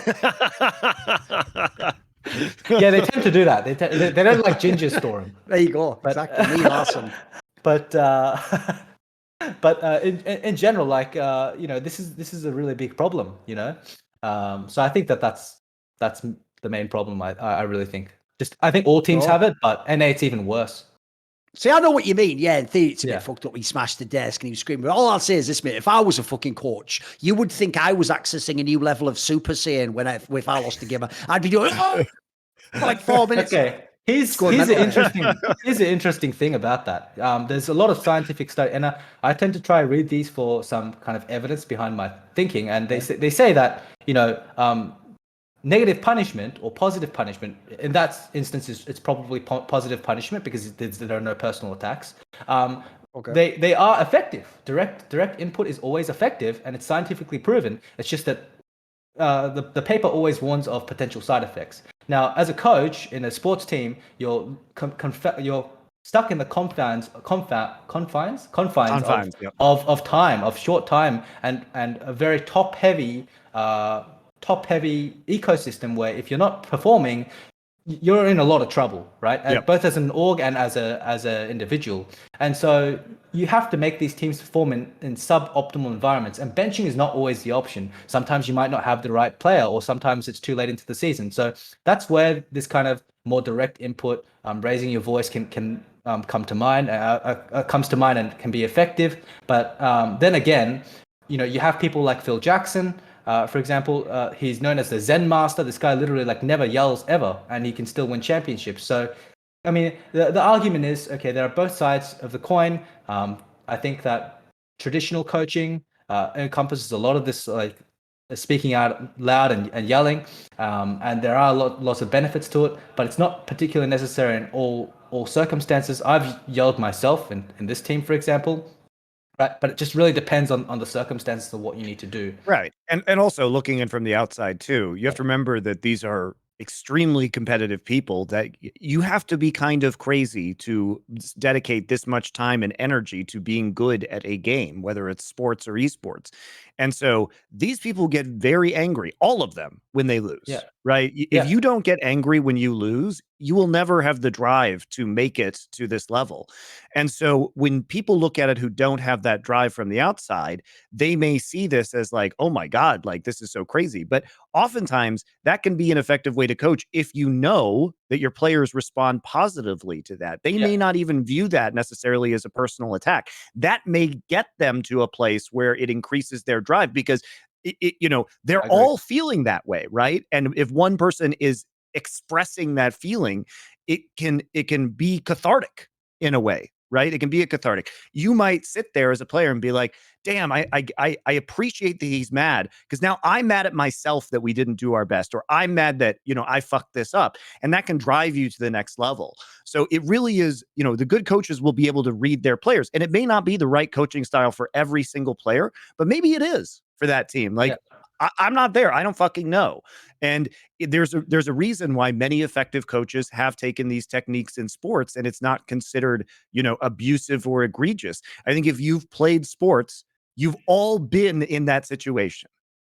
I mean, it's the people who haven't played sports that haven't seen that. You know what I mean?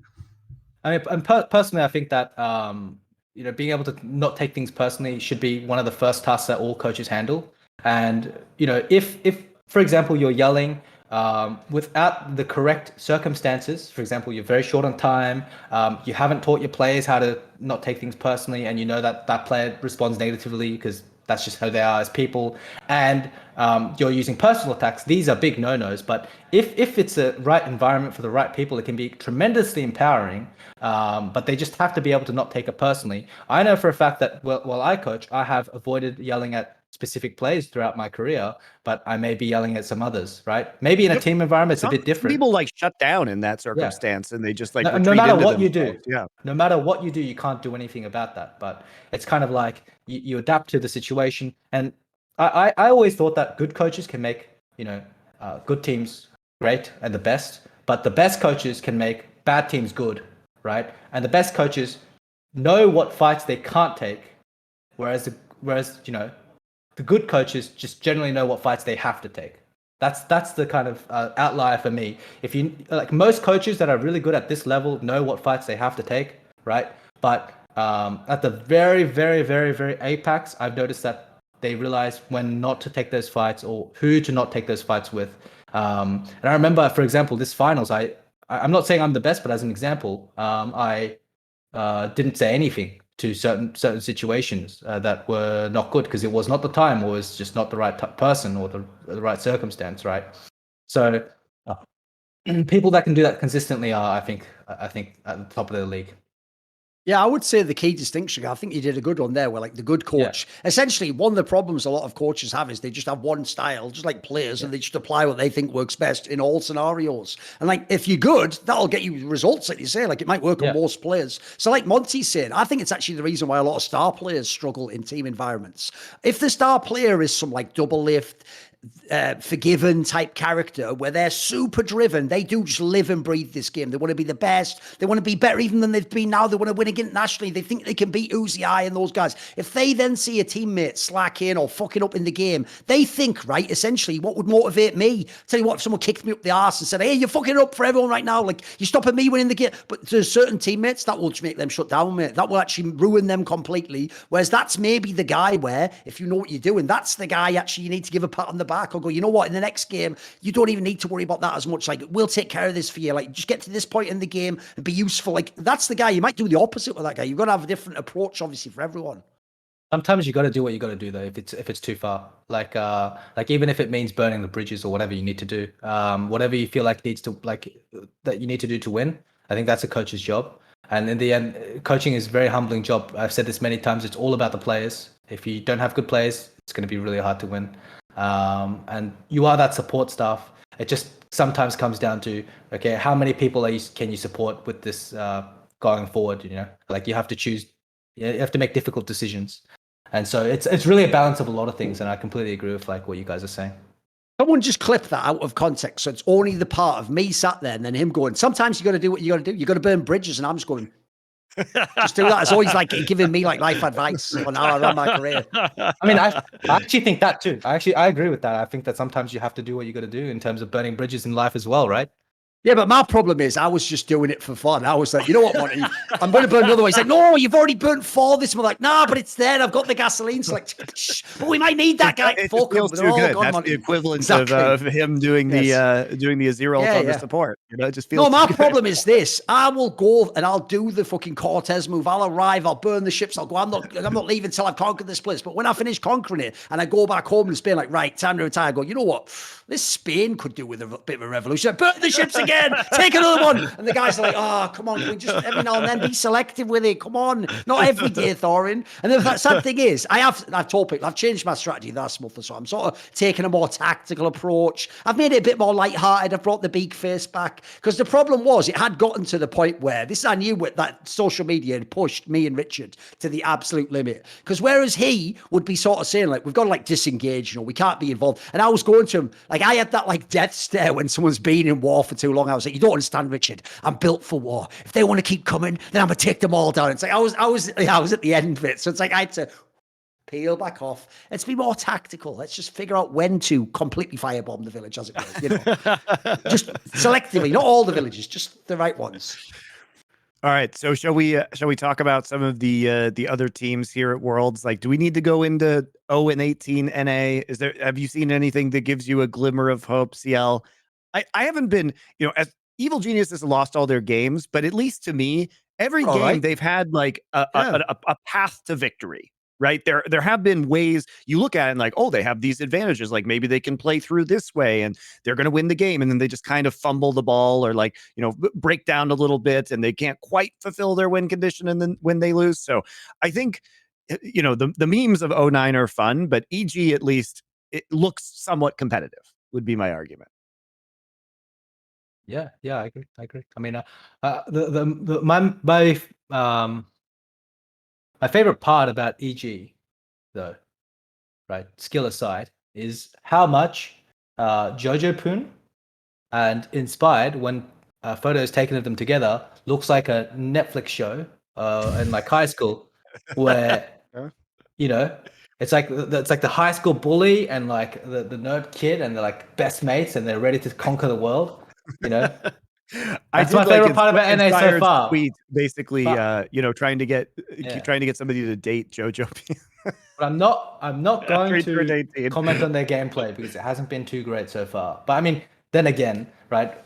Kaori or Danny or everything aside, it is rough if you change an 80 carry last minute like that. I mean, whatever people say it's an upgrade or downgrade or whatever. Last minute changes is always really hard. And then like 100 Thieves, can you really call that team North American? I'm not sure. What are we talking You know, about? they They have have no- exactly 0 North American players You know, or coaches. Or yeah. management. Yeah. Actually, come to think about it, I don't even think they have any NA coaches either. Yeah, they have Reapit and they have Mithy, I think. Exactly. Yeah. Who I think And- is very and good, by the Freeze. way. Okay, here's the thing. I actually think that a lot of the people in 100 Thieves roster are very good individually. Like, for example, I think FBI is very good. And like, I mean, he's a real standout for me because he's Australian. And then the other ones, I'll have to think about.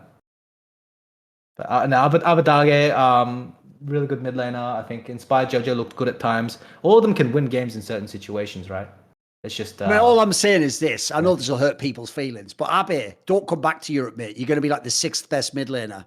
He looked good in Europe. Just- He looked good in Europe while he was Looked in very Europe. good. For an odd split, yeah. But see, you have to understand, SeeEl, that Europe is not the natural home of the skill vampires. Those are native to North There you go. America, and we haven't actually introduced them into the wild of Europe yet. So when they come here, the skill vampires get straight in there and suck all the skill out. Yeah, I mean, I don't know what happened to Hans because this guy's a beast, by the way. Skill vampires. Anyone, like, how many of them were there? Was it just an entire nest on him, or?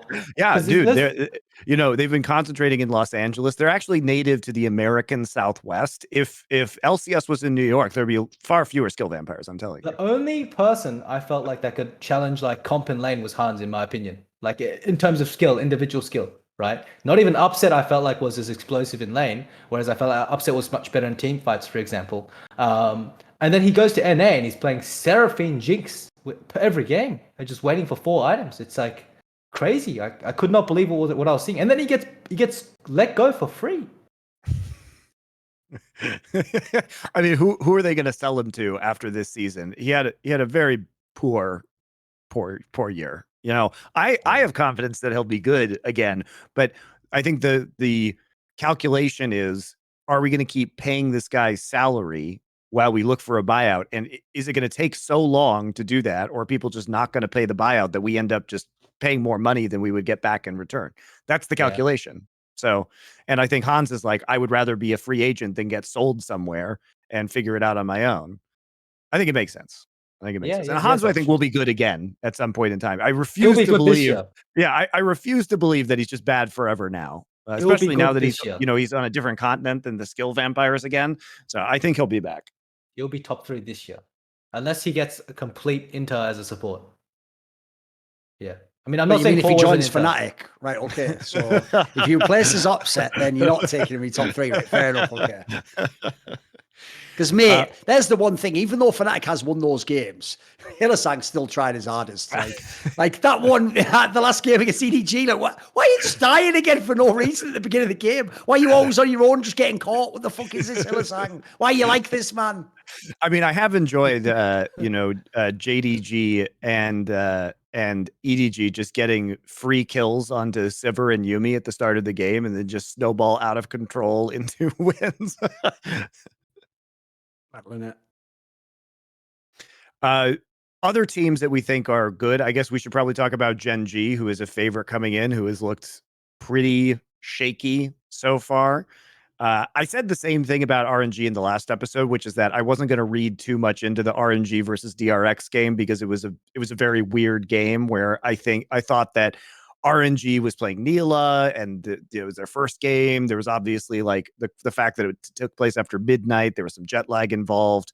And I look at this Gen.G versus RNG game very similarly.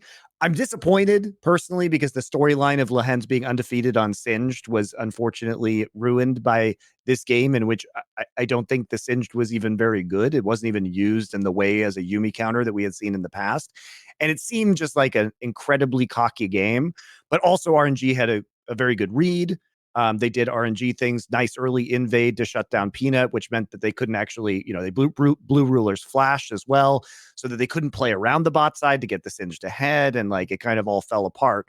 And RNG is, by the way, I'll never feel any sympathy for anyone who plays champions like Singed, fucking Zillion, Timo. If you lose, good. You fucking serve the devil. You deserve to suffer as well. That's what you fucking do with the rest of us in all these games. Fuck you. That's not real champion. Stop picking it. Stop fucking picking that shit. That should just be. Or The hit joke the is, cheese. yes, if I was the devs, I would like put my next patch out like, oh, Singed and Timo being disabled. Like, oh, what's wrong with them? No, nothing. They're just not ever going to be allowed in the game again. See ya. That's it. I'm off. If I like Elon Musk style bought Riot. Which, by the way, the joke is, if you think about all the things going on in the world in ESL and the joke is that just is the power move. I'm going to go outside, make $1 billion, just buy Riot, and then I'm just going to do all the shit I want. Then they'll all have to do everything I want at that point in time, won't they?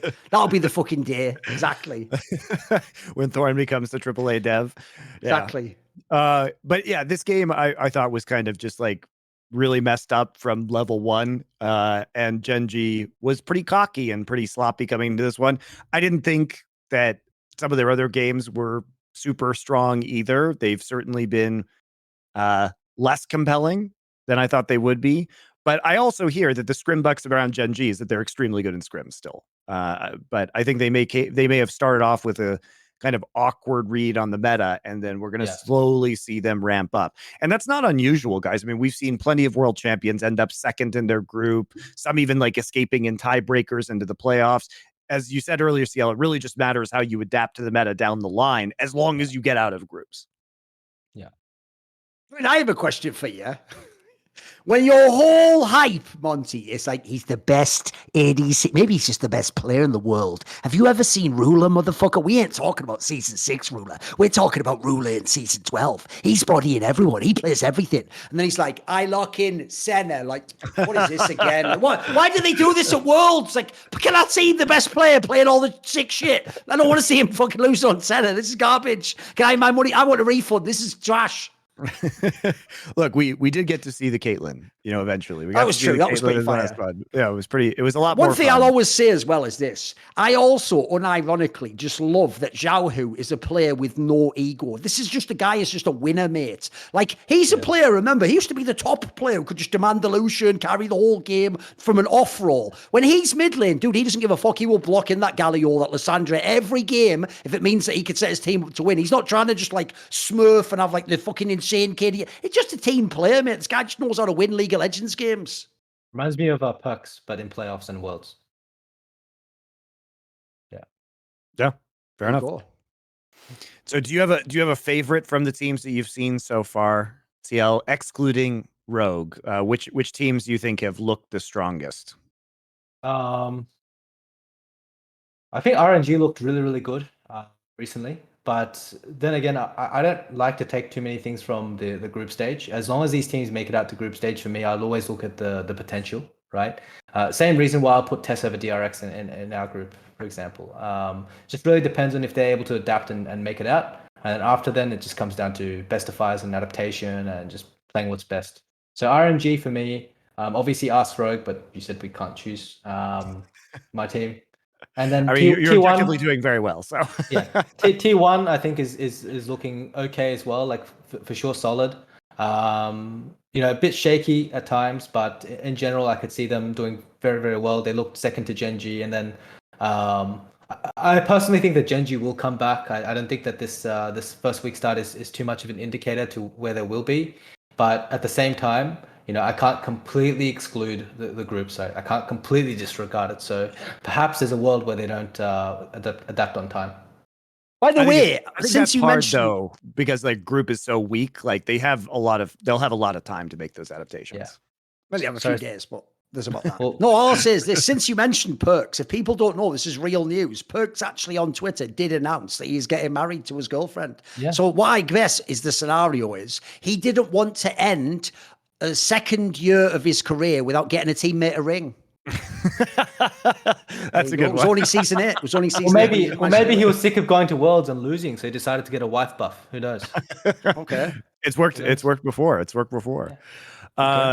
What do you think about JDG then? Because now I think people can see the strengths of JDG, which is, what I love about this team and how they beat top twice in those best of fives was because they're very good at playing from behind and seeing. I mean, you saw this in the EDG game that JDG played, where EG was like actually doing quite well. They are so coordinated when it comes to these mid and late game engages, where if you're even like a little bit out of position, you could be really far away. Like we saw this with Cowrie. He was just firing a Varus poke Like, you wouldn't think that, holy shit, 5 guys are going to be on top of me right now as I fire this max range Varus arrow. But they're so precise about their timing, and they know their engages so well that they can like flip these games back around. And they did that repeatedly to top. It's like minor macro mistake on the map. Well, here we go. Like, everybody's in there, and all of a sudden they have a Baron or something like that. Yeah, I mean, I know JDG won, and they like won LPL, and they were like really good in the LPL series. But you know, they for me at the moment, I don't see it as a jungle meta. And Kanavi in basically all the splits he's played has been really jungle centric. Has been center in his teams. This team kind of reminds me of like 2020 JDG when he first played in that team. And so I'm not exactly sure if the meta will be favorable to them and if they would like to change the way that they play. So I'm not entirely convinced just yet about this team. I know that they looked good. They're probably going to make a pretty deep run, but it's not the first time that an Asian team that looked very good domestically were not the ones to actually like lift the trophy, right? It's definitely not the first time. An example is, I think it was 2020. 2020. It was FPX last year, right? Yeah, and I mean 2020 as well when Suning went to the finals, and yeah. So that was very surprising. Yeah. Sorry, so I'm actually running late on time, Monty. Sorry about it's that. Okay. It's all right. Yeah. You got things to do. Yeah. All right. So we'll end it here. But for you, besides Rogue, because Rogue is of course going to win Worlds, who else besides Rogue has the best chance of winning Worlds? So there's a brother team called EG, Evil Geniuses, and I think that under the right circumstances, they will have a really good. No, I don't know. I think at the moment RNG has looked the best, but if it goes by my vibe on how good teams have been domestically, it's kind of Gen.G for me still. Okay. Although they haven't looked too great, because I think that their peak that they showed in the LCK have been the best out of all the teams that I've seen so far. I agree. Especially with the way that they move around the map, how well and efficient they are in terms of distributing resources when they look to fight with item spikes. So all these things were incredibly impressive to me. Yep. So that's my vibe. That's totally my take on it as well. Yeah. All right. Thank you, SeeEl. Really appreciate it. We are guys going to do, of course, the questions after a short break. So thanks a lot for coming on. We'll be back with you guys in just a second. Thank you so much. Sorry, guys. I had a great.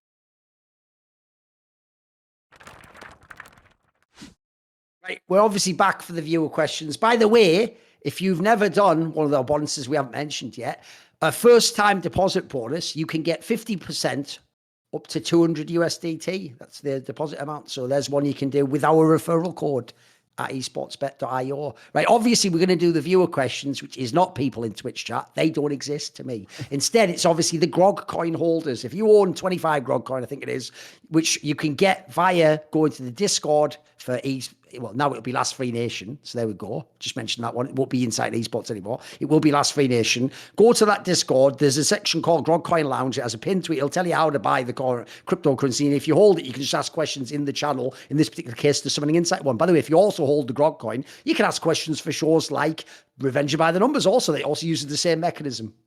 Yep. Exactly. And now GROGcoin is more thematically aligned with our brand. See, it's all coming together, guys. It's a long game. Together. Exactly. we're coming together with the pirate theme. All right. So in that channel, why can't Riot just use the same format that Valorant currently has for League of Legends? We don't know. It's literally some of the same people who designed the format for Valorant Champions, which is 16 teams, 4 GSL groups into double elim that have been working on Worlds at League of Legends for a long time. It is absolute insanity because they do that format also in a shorter time period than is done for Worlds. I think Riot is just married to this idea of having to go to different cities, which you could still do if you were smart about it. But at least for this year, they were locked in. As we've said previously, the time to do it was when they were all in fucking Iceland for like 6 weeks, and they could have just introduced the new format there and then made it going forward because everyone was just staying in the same place, could have easily ran the double limb, etc., etc., etc. It's I've terrible. got 2 theories on this. One is it's not, it's more just like an interesting angle on it if you think of it from this perspective.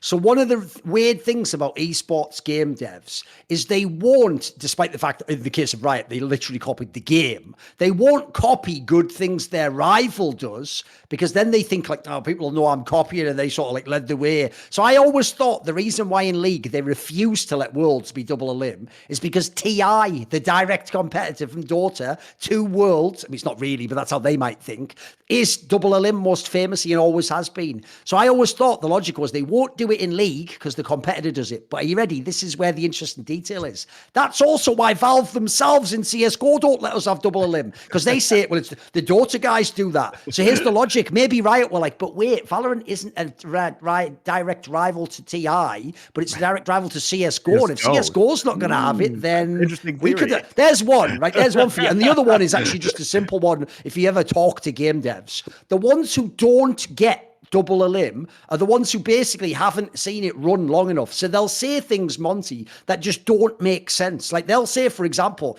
but it's more exciting though, isn't it, when there's only one tournament life, and if you lose, you're out. And then also in the final, no, neither team's lost yet, so it's great. But if you've ever actually watched a whole bunch of double limb tournaments, that's just nonsense. And in fact, in the modern day, well, we took away a lot of the advantages, like having to do a bracket reset, getting a game advantage. When we took those away and just said, essentially, you already get inherent advantages from the upper bracket, and spoiler, it's our tournament, we set it up that way. Lives only exist outside of the finals, for example. It's just as exciting, if not more. So I will say that whole angle where they always try and build it that way, which is why Carmack famously ESL used to hate it, even though now it's an integral part of the ESL format in the group stage, which is why they get great playoffs. And people, when they have their mindset against that, will find all the reasons that don't work, and they'll just ignore all the reasons that it does. Yeah. Also, I mean, there would be obvious questions with these people as to why it took 10, 12 years to implement this format. Is it suddenly good when it wasn't before? Obviously, the answer to that is no. They were just wrong. They were wrong. But no, they're not going to admit that. So there you go. What smoker do you use? You would recommend it? Yeah, I just use a cheap Charbroil Electric. It actually works extremely well. It's like 250, I think. And it's a good place to start because I'm pretty new to it. And recommended recipes, there's a really good book called Project Smoke that I take a lot of recipes from, cookbook. What is your biggest pet peeve of pro players in general, or some specifically? That's not good. I mean, my biggest... We're not going to do the specific ones. Cool. Yeah, they're not going to do the specific ones. But my biggest pet peeve of pro players is they seem to think that they hold the total universe of game knowledge within themselves, which is extremely annoying. Like, I'm not going to go tell a professional support player how to play every lane matchup because I don't fucking know. But I also have certain expertise in terms of like team comps, win conditions, macro plays that they may be unaware of. And I think there are a lot of smart people working in the esports space. And to say that somebody lacks game knowledge in an area of their expertise and try and like shit on them in that way when they have dedicated, an extraordinary amount of their time and review and brain power to this is just stupid. Like, we just have to accept that different people are going to have different spheres of expertise, but pro players, they sometimes just like pop off on social media about that shit and pretend that people who aren't pros have no value or have no insight. And that's very irritating. I'll sort of mirror a similar one, which is the better someone is at the game and the more legendary a player, they sometimes do, as you're saying, reach completely out of bounds and think things like, that means not only are they right, but this is the maddest detail, that you're now obliged to, if they disagree, admit you are wrong, as though it's now been like established that you are just wrong because they disagree, and you must now agree with their opinion because they're better than you in the video game. Because one of the problems I have with that, Monty, is sometimes these motherfuckers are the mechanical players. A guy who just has better reflexes than us or can CS a little bit better. It's like, what the fuck would that have to do with a macro decision, you idiot? Like, Monty obviously could be objectively more informed about that than you. Maybe he watched more games. You're just playing your game. So, no, that's one that tilts me because essentially it's just entitlement. And the problem is, it's how pro players view each other. It's the reason why in teams, we could tie that into that discussion earlier. One of the reasons in NA, you can't say to like double lift, like well, you know, you were a little bit like irresponsible with your gold lead in that way. Because then he'll just do like the Counter-Strike matchmaking thing of like, yeah, and I had like 4 kills in the team fight. Like, what were you doing? It's like, that isn't even a fucking comeback. That's actually a logical fallacy. But to them, it makes sense. What they're saying is like, how dare you, an inferior player, ever approach me, the superior player? It's like, we're talking about like what the game decisions were, not like whether I could do it or not, mate. Yeah, and I also think, you know, I don't typically like go after players in the same way about that kind of stuff. Like, I respect their knowledge and their skill, and then try and apply my own frameworks of things that I have expertise into the game. So I think it's just kind of weird. Guys, I'm not answering anime questions today. I've decided this. No anime questions this week. We'll save it for next week. Well, yeah, you and other pros have talked about how gameplay reflects your personality. Are there any examples of players whose gameplay goes opposite to their personalities, or they change personalities when competing? That's interesting. The problem with that I have is this.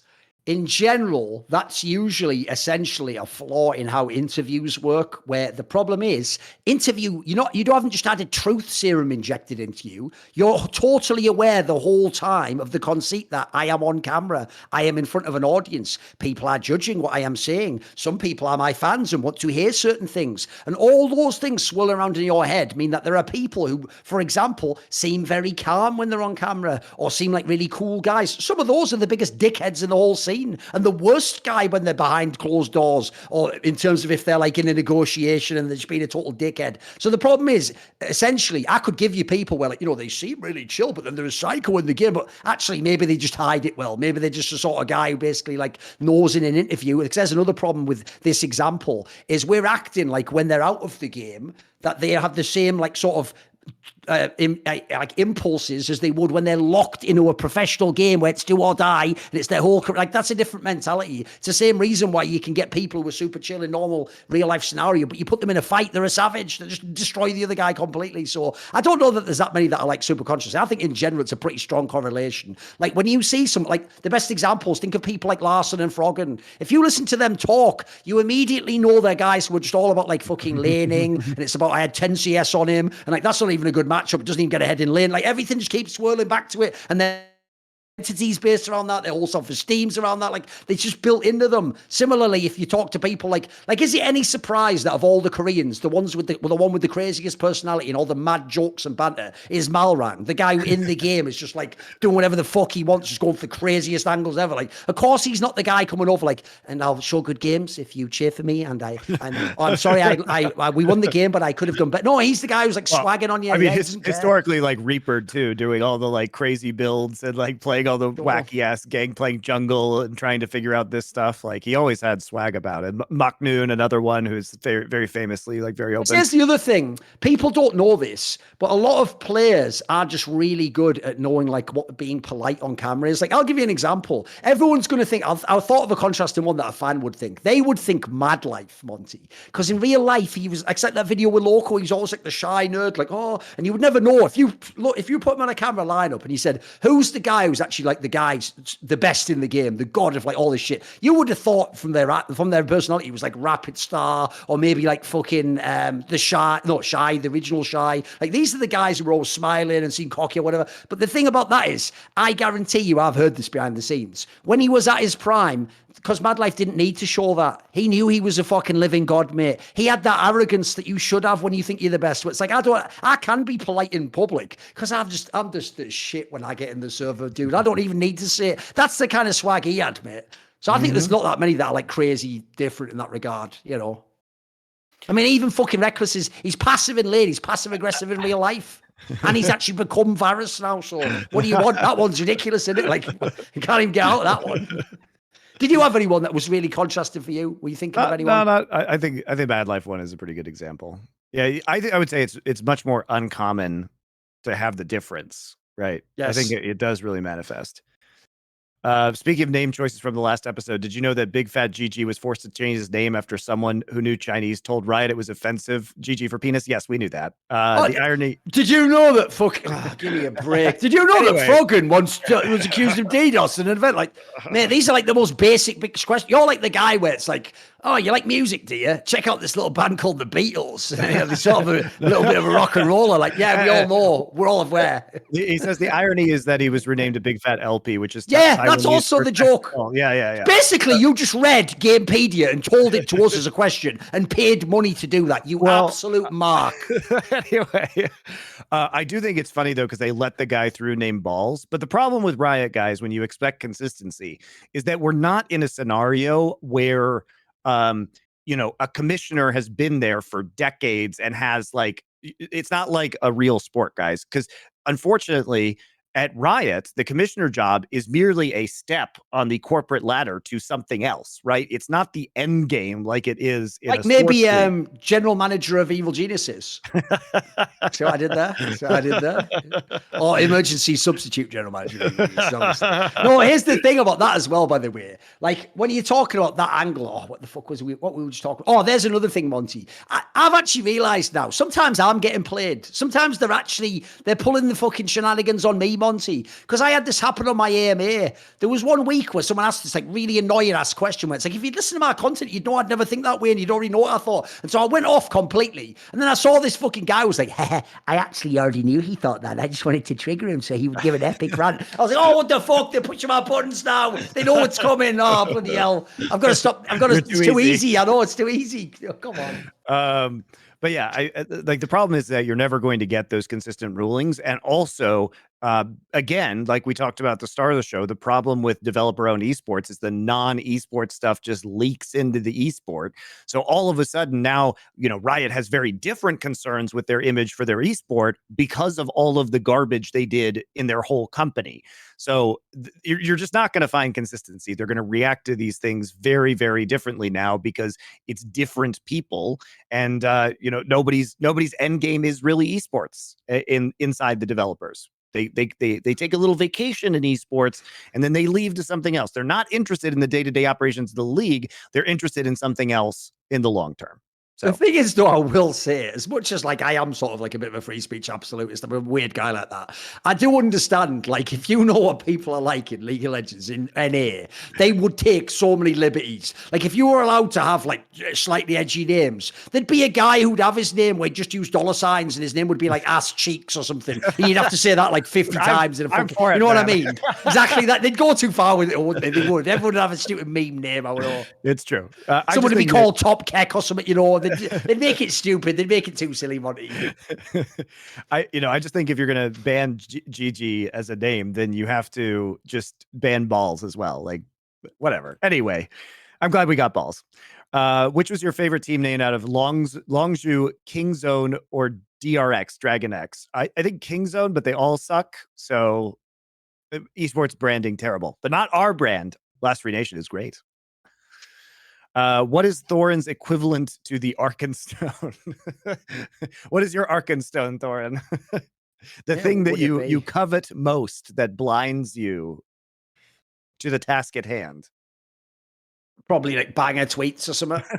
I just I can't resist. Can I have really bad trigger discipline. That's my problem, isn't it? Like essentially I never have the safety on at any point, do I? Just fucking go. I just find, like, if you don't realize, one of the reasons we always tell this story, I won't reference a specific one, you'll understand if you understand. There's a really, really famous tweet I once did that got me in a lot of trouble. And the worst part about that one is you can't even say like you'd want to as a get out. Like, well, whatever, I just fired it off and didn't think about it. Or, like, well, it was because this is one where for real, I even showed it to someone else in the green room, like, lol, I'm going to do this now. And Moses even went like, well, can we like stop and think about this? And I was like, shut up, Moses, you fucking pleb.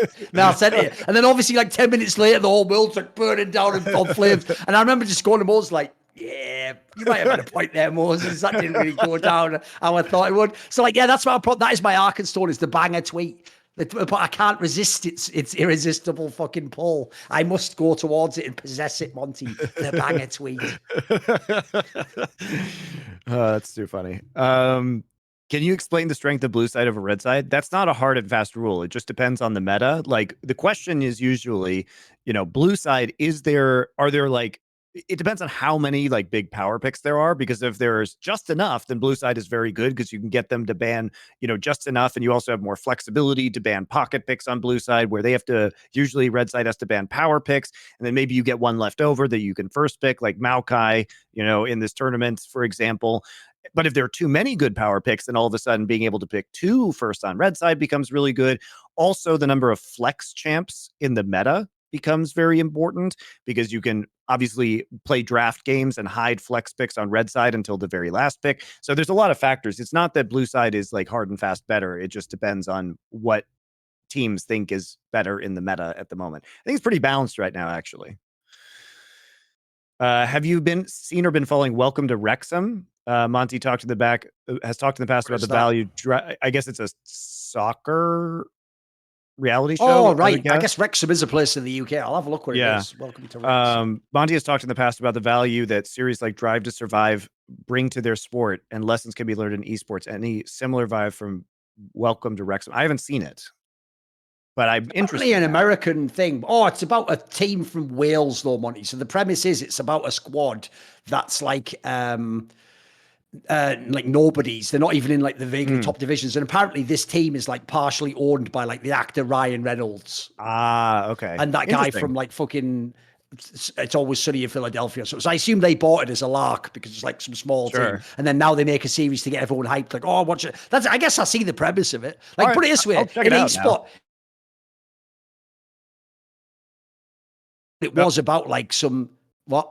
No, you froze just for a second there. Oh, okay. In esports, it was always about what? If you made a documentary like that and it was about like the right small region team, like it could be like GAM Esports or something, I bet they would get like a little following and people would be way more interested in their run at Worlds and their story and stuff. Yeah. Yeah, I think it's smart. I'll check it out. I'm intrigued by Thorin's assertion that sports and competition are modern-day outlets for war. From what we observed from their personalities and playstyle, can you extrapolate how some of the iconic league pros would operate as fighters, tacticians in ancient China? I'm getting rid of ancient China because we may not know enough about ancient China. How about as fighters, tacticians? That's like historically, that might be a little bit more interesting. I mean, listen, I'm going to take...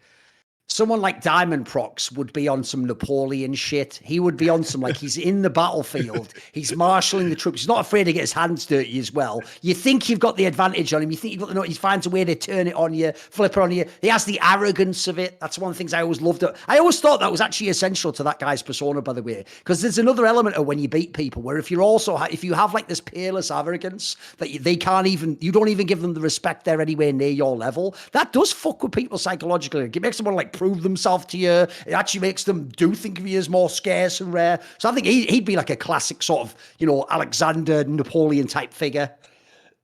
I would take like the old version of G2 and Perks as Hannibal, right? They're from a vastly inferior power in Carthage compared to ancient Rome, and they had to devise wacky strategies such as taking elephants over the Alps in order to take on the Roman Empire, which had drastically greater military strength but was much less disciplined, much less creative, and much less well led.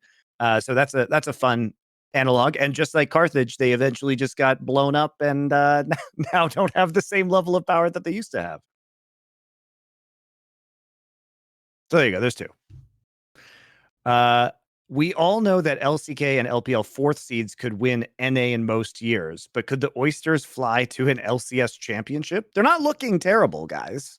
They're actually not looking terrible. Look, let's just be real. It's just because of two reasons. One, nobody watches PCS. There's number one. So we're all pretending like this shit. No one knows. And then two, people just think the name is silly, therefore they're a bad team. Like this isn't analysis, guys. This is like looking at names and see if they sound silly to you. Like, what the fuck? By the way, if you're not from NA and you don't know about hoodies, 100 Thieves sounds shit when you're a team that gets your head banged in every tournament. Like, that's garbage, mate. What are you talking about? And also, if I hear a team's called 100 Thieves, I'd assume they're from like the Middle East or something, like Alibaba shit.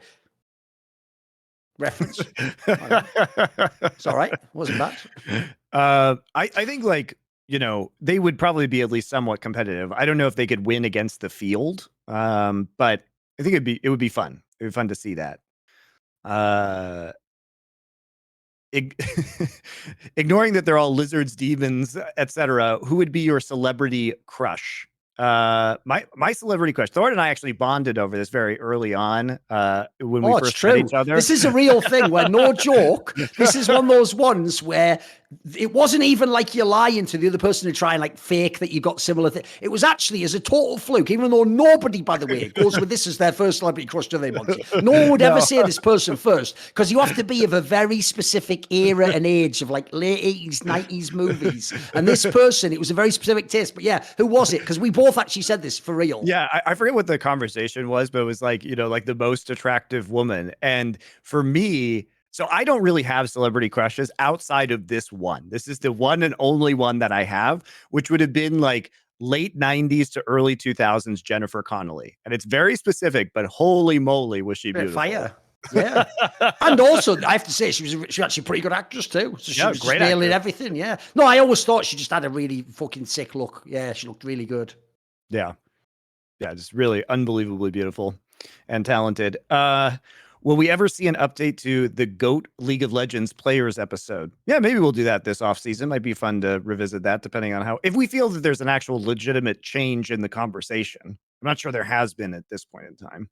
I mean, if you don't know, by the way, that episode, I saw this the other day, that's like 167k views or something. Like, holy fuck. Because, by the way, that was a piece of fucking insanely evergreen content. Like, oh, yeah. Wasn't it like 3 hours long or something? We did like every role with super in depth. Like, oh, mate, that's the sort of content where I'm not exaggerating. Riot could never make a piece like that. Never in a million years. Yep. Would you go back to a world of oracles until death and no cap on wards if it meant supports had to forego the current level of itemization that has opened up for supports? Unfortunately, I think that it was problematic at the time because the snowball of vision control was absolutely crazy when you bought oracles, and then you could just black out the entire map, and you were tankier, so you had less of a chance to die and get all your vision down.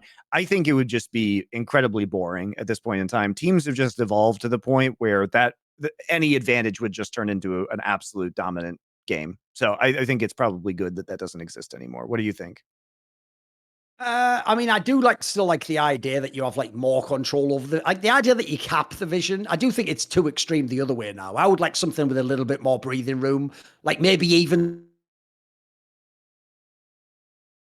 something else in the game to have extra wards or something. Like maybe there's like a push and pull element. So I think, because the problem is he's tied it together, but I don't conflate the two. I definitely do think, by the way, that supports just became a stupidly overpowered role because they wanted all roles to carry or whatever. Like I'm sick of those games where like the support Lux does like more damage than the enemy mid laner, but isn't like 1v9 in the game or whatever. Like I think that has gone too far with like the power fucking creep or whatever. I would rather that supports are about things like, did you get off the clutch spell? Did you like position so you could do like a spell, but then risk dying and have to walk that tightrope? That's one element of support play I used to think was really satisfying to watch of the amazing players where you could just get blown up easily, but they would just find that angle, Yeah, it also, I think, created a better differentiation between the skill of support players than we have now. Yes, that's also true. And there's a reason why like some support players became like giga superstars back in the day. Yes.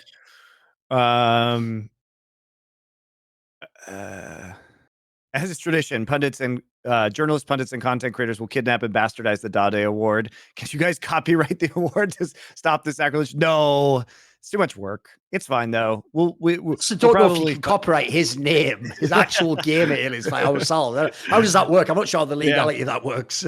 It's okay. You guys know the truth that only we can give that out. Favorite cut of steak? I think mine is ribeye, particularly prime rib, which is a bunch of ribeyes just all together in one giant stack of ribeyes. I think that's my favorite. I think prime rib is my jam. It used to be the filet mignon, but that was mainly just because it was always the most expensive one on the menu. And when I finally got that fucking day rate in CS, I was like, well, treat myself in it. Jokes on them. But actually, once I started doing keto diet, like the one that is the fattiest is the ribeye. And if you cook it right, it has the most flavor. Because what you learn, especially on that diet, is the fat's what you want. So it's so delicious. Like, put it this way, if you get like a Wagyu ribeye, mate, if you just cook it well, that's all you need. It's got so much flavor, it's insane. Yep. What was the process behind landing on the Pirates theme for LFN, and how long ago was the theme committed to? Good question. So we went through a couple different thought processes. Like, branding is like a multi-month process of trying to figure out what you're trying to do. The name came first, actually. And it's just something that I felt really resonated with kind of what we're trying to do with this company, because it really is a group of content contributors and fans who want to support the vision of having an independent space in esports and gaming where we can not be in thrall necessarily to the developers or to established major powers, because obviously there's a really big need for that when everything else is kind of under the thrall of these entities. And as time has gone on and as more money has gotten into the scene and as the kind of tendrils have gone out into various other outlets, it's become less and less of a place where that was possible. And at the end of the day, it's not really possible for people who don't have established fan bases and established identities to do this, because you need somebody to kind of blaze the trail and gain traction and legitimize the brand. And so Last Free Nation felt good. And we were kind of exploring like a nightly brotherhood idea too, but it seemed the Crusade tip, obviously. Yeah. It seemed to be more like that felt too structured. And like Thorin talked earlier about the idea of a pirate utopia, where I think that it became more about, instead of joining and adhering to the nightly code, it was more about, we bring in a variety of different people who are each unique in their own ways and give them the freedom to express themselves and the license to do so. And so the pirate idea and the kind of fun of the pirate utopia came into effect. And I think the thing that we struggled with in the branding is that it's hard. We didn't want it to be super edgy, right? Which is why we have like the very like kind of cartoony smiling skull, because you want it to be a little bit scary, right? You want the little bit of dread that the Jolly Roger and the concept of No Quarter has, but at the same time, you want it to have a lot of fun with it as well. Because we didn't want it to be super dour and super serious all the time. We wanted to make sure that you guys knew it was about like the cheekiness and the banter. And so like I sent like the designer, like Thorin's like little beaky smiley face, and like, do this with the skull, like let's make it happy. And it was too edgy at first. And then also, as you can see in the way we've released it, if you guys go to lastfreenation.com and you see all the colors and kind of the One Piece styled artwork that we had Atan do, like we wanted to make sure that this was something fun for our fans and not just the grim salvo against the devs. It's a stand made with memes. You know what I mean? Like there has to be a lot of fun in it. There has to be a lot of fun. If people want a book on this topic that's really interesting that I read, it's one by a guy called Peter Lamborn Wilson, and it's called Pirate Utopias, Moorish Corsairs and European Renegades. And it's basically about these people from these different cultures and why they chose to become pirates. And by the way, it wasn't it wasn't things like just money. It was actually ideas like freedom. Essentially, they saw like the ocean as like one of the frontiers. Like that was the place you went if you wanted action, if you wanted to like chart your own course, if you wanted to escape what tradition and culture was. And these people really did go and set up little communes and try and live life in a different way. And obviously a lot of them ended terribly. It went fucking shit and all the rest of it. But it was like some fucking Sons of Anarchy shit in a lot of cases. But it's not so long book either. It's like it's quite short. It's maybe a few hundred pages, but it's just one where the guy's like researched it. He's got like a really interesting angle on it. Cool. Yeah, I'll have to check that out too. But yeah, those were kind of the two themes that we were thinking that historically went along. And then also like we already had All For Me Grog, which we know you guys love. And, we had the GROGcoin. So it just kind of fit in with that. And that's been the reaction to people for the sea shanty stuff over the years has been really positive and something that was already affiliated with our brand. And also we just talked to the people who are going to be involved in it and everybody felt like it felt right. And I think that's what was, when people get excited about it, who you want to work with, and are like, oh, this is really cool. I mean, the reactions that when we started showing talent, the launch video, we're like, holy shit, I'm actually like really hyped about this now.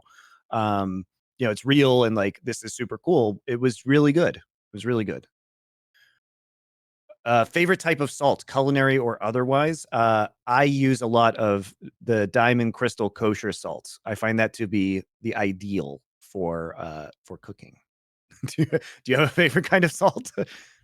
Not really. I mean, look, they're all good. Like that Himalayan rock salt's pretty good. That's pretty good. All I'll say is this. There was one time where someone gave me some salt, and then they were like super religious, Monty, and they were like, I've had this salt blessed. And all I'll say is, even though like it's not that necessarily there really was anything to that, but I just decided I would decide there was. And I tell you what, it did make the food taste more delicious. And I hold that. I don't give a fuck what you say. So That's right. It doesn't matter. It's like, remember, Exactly. the placebos If it and works, psychosomatic yeah. are real to you, and that's the only thing that matters. Exactly. Why would I want my food not to taste awesome? I was loving it. I was just thinking in my brain, like, I tried the holy salt. Just put that one in. You know, like, I was loving it, mate. Yeah, of course. Will there be growth for new hires in the company? Yes. I mean, that's the whole purpose of this, is that it'll be a lot easier, especially with our new CEO, Peter, to grow the company in terms of get it monetizing better, making sure that the information is presented correctly to potential partners, and then also because we do want to broaden this out and do other kinds of content. So yeah, of course. I'll That's just say the whole this, point. because I do need to temper expectations a little bit, right? One thing that does annoy me a little bit, even about my own fans, Monty, is when I do some awesome piece, like I'll do that piece on Jensen, they'll go like, oh, brilliant. Like, now you have to do one about like double lift. It's like, no, wait a second. You've misunderstood this whole thing. This is my dream job to express my ideas and my imaginative vision. Like, you should make a video about double lift. It sounds like you're really into him. I'll do it if I care about that player. So remember, this is my dream, not my dream isn't to enable you to vicariously live your dream. That was the pitch I gave everyone at the beginning of Form and Last Free Nation, or whatever. Yeah, and look, there are going to be some people who really jive with the new company and really want to participate and be part of it, and those people will be the ones who probably end up, joining to, there's going to be a range of different people who are joining. Like, some people are always going to, focus on other things to the main part and just be contributing talent, but the goal is that we bring in more and more people to be like full-time, Yes, super dedicated, and those right people will reveal themselves in the course of Yes. time. That's it. And if people are jazzed about it and people really want to do it and commit to it and grow the project, then absolutely, right? That's the Yeah. We have our own criteria, guys. The people at Last Free Nation are not here to be easy on the eye. No. We should do, you know what? We should do a skit where the joke is that is actually the only criteria we actually recruited from. It's all like us, like Semler, and that's like, no, we are here to be easy on the eyes. It's like, let's start the fashion show. Dude, we're all coming out. Yeah, we should do that. That'd be fire, mate. That'd be fire. Yeah, it's not our fault that we're all just naturally handsome. That's just coincidence that has nothing to do with our skill. But anyway, thanks, guys. That's the last question for this week. Really appreciate everybody getting hyped and helping with the new brand rollout. Again, you do want to follow us. We are on all social media platforms now. We took the old Insight on Esports Twitter. We rebranded it as at Last Free Nation, TikTok, Snapchat, all you Zoomer platforms. They're out there too. Instagram. We are going to be shifting as soon as YouTube unlocks our ability to change channel names, because they locked it for the entire platform while they roll out their new handle system. So we can't fix YouTube until YouTube allows everyone to change the channel names again, but we'll work on that. Twitch will change soon too. So if you see the Last Free Nation branding, you guys will know it's the beautiful harbinger of wonderful content. If you see By the way, that new logo. Obviously, I know some of you might see, wait a minute, TikTok, and get a bit apprehensive about having some sort of Chinese software installed on your PC that might be data mining or even being used to spy. But you do play League of Legends, right? And you do have Valorant anti-cheat installed at the kernel level of your PC. So think about that one. Exactly. You're already there. All right. Thanks, guys. We will see you Monday, which is going to be the day after group stages. So the 17th will be the next live show for Summoning Insight as we head into a quarterfinal preview. So we'll see you then.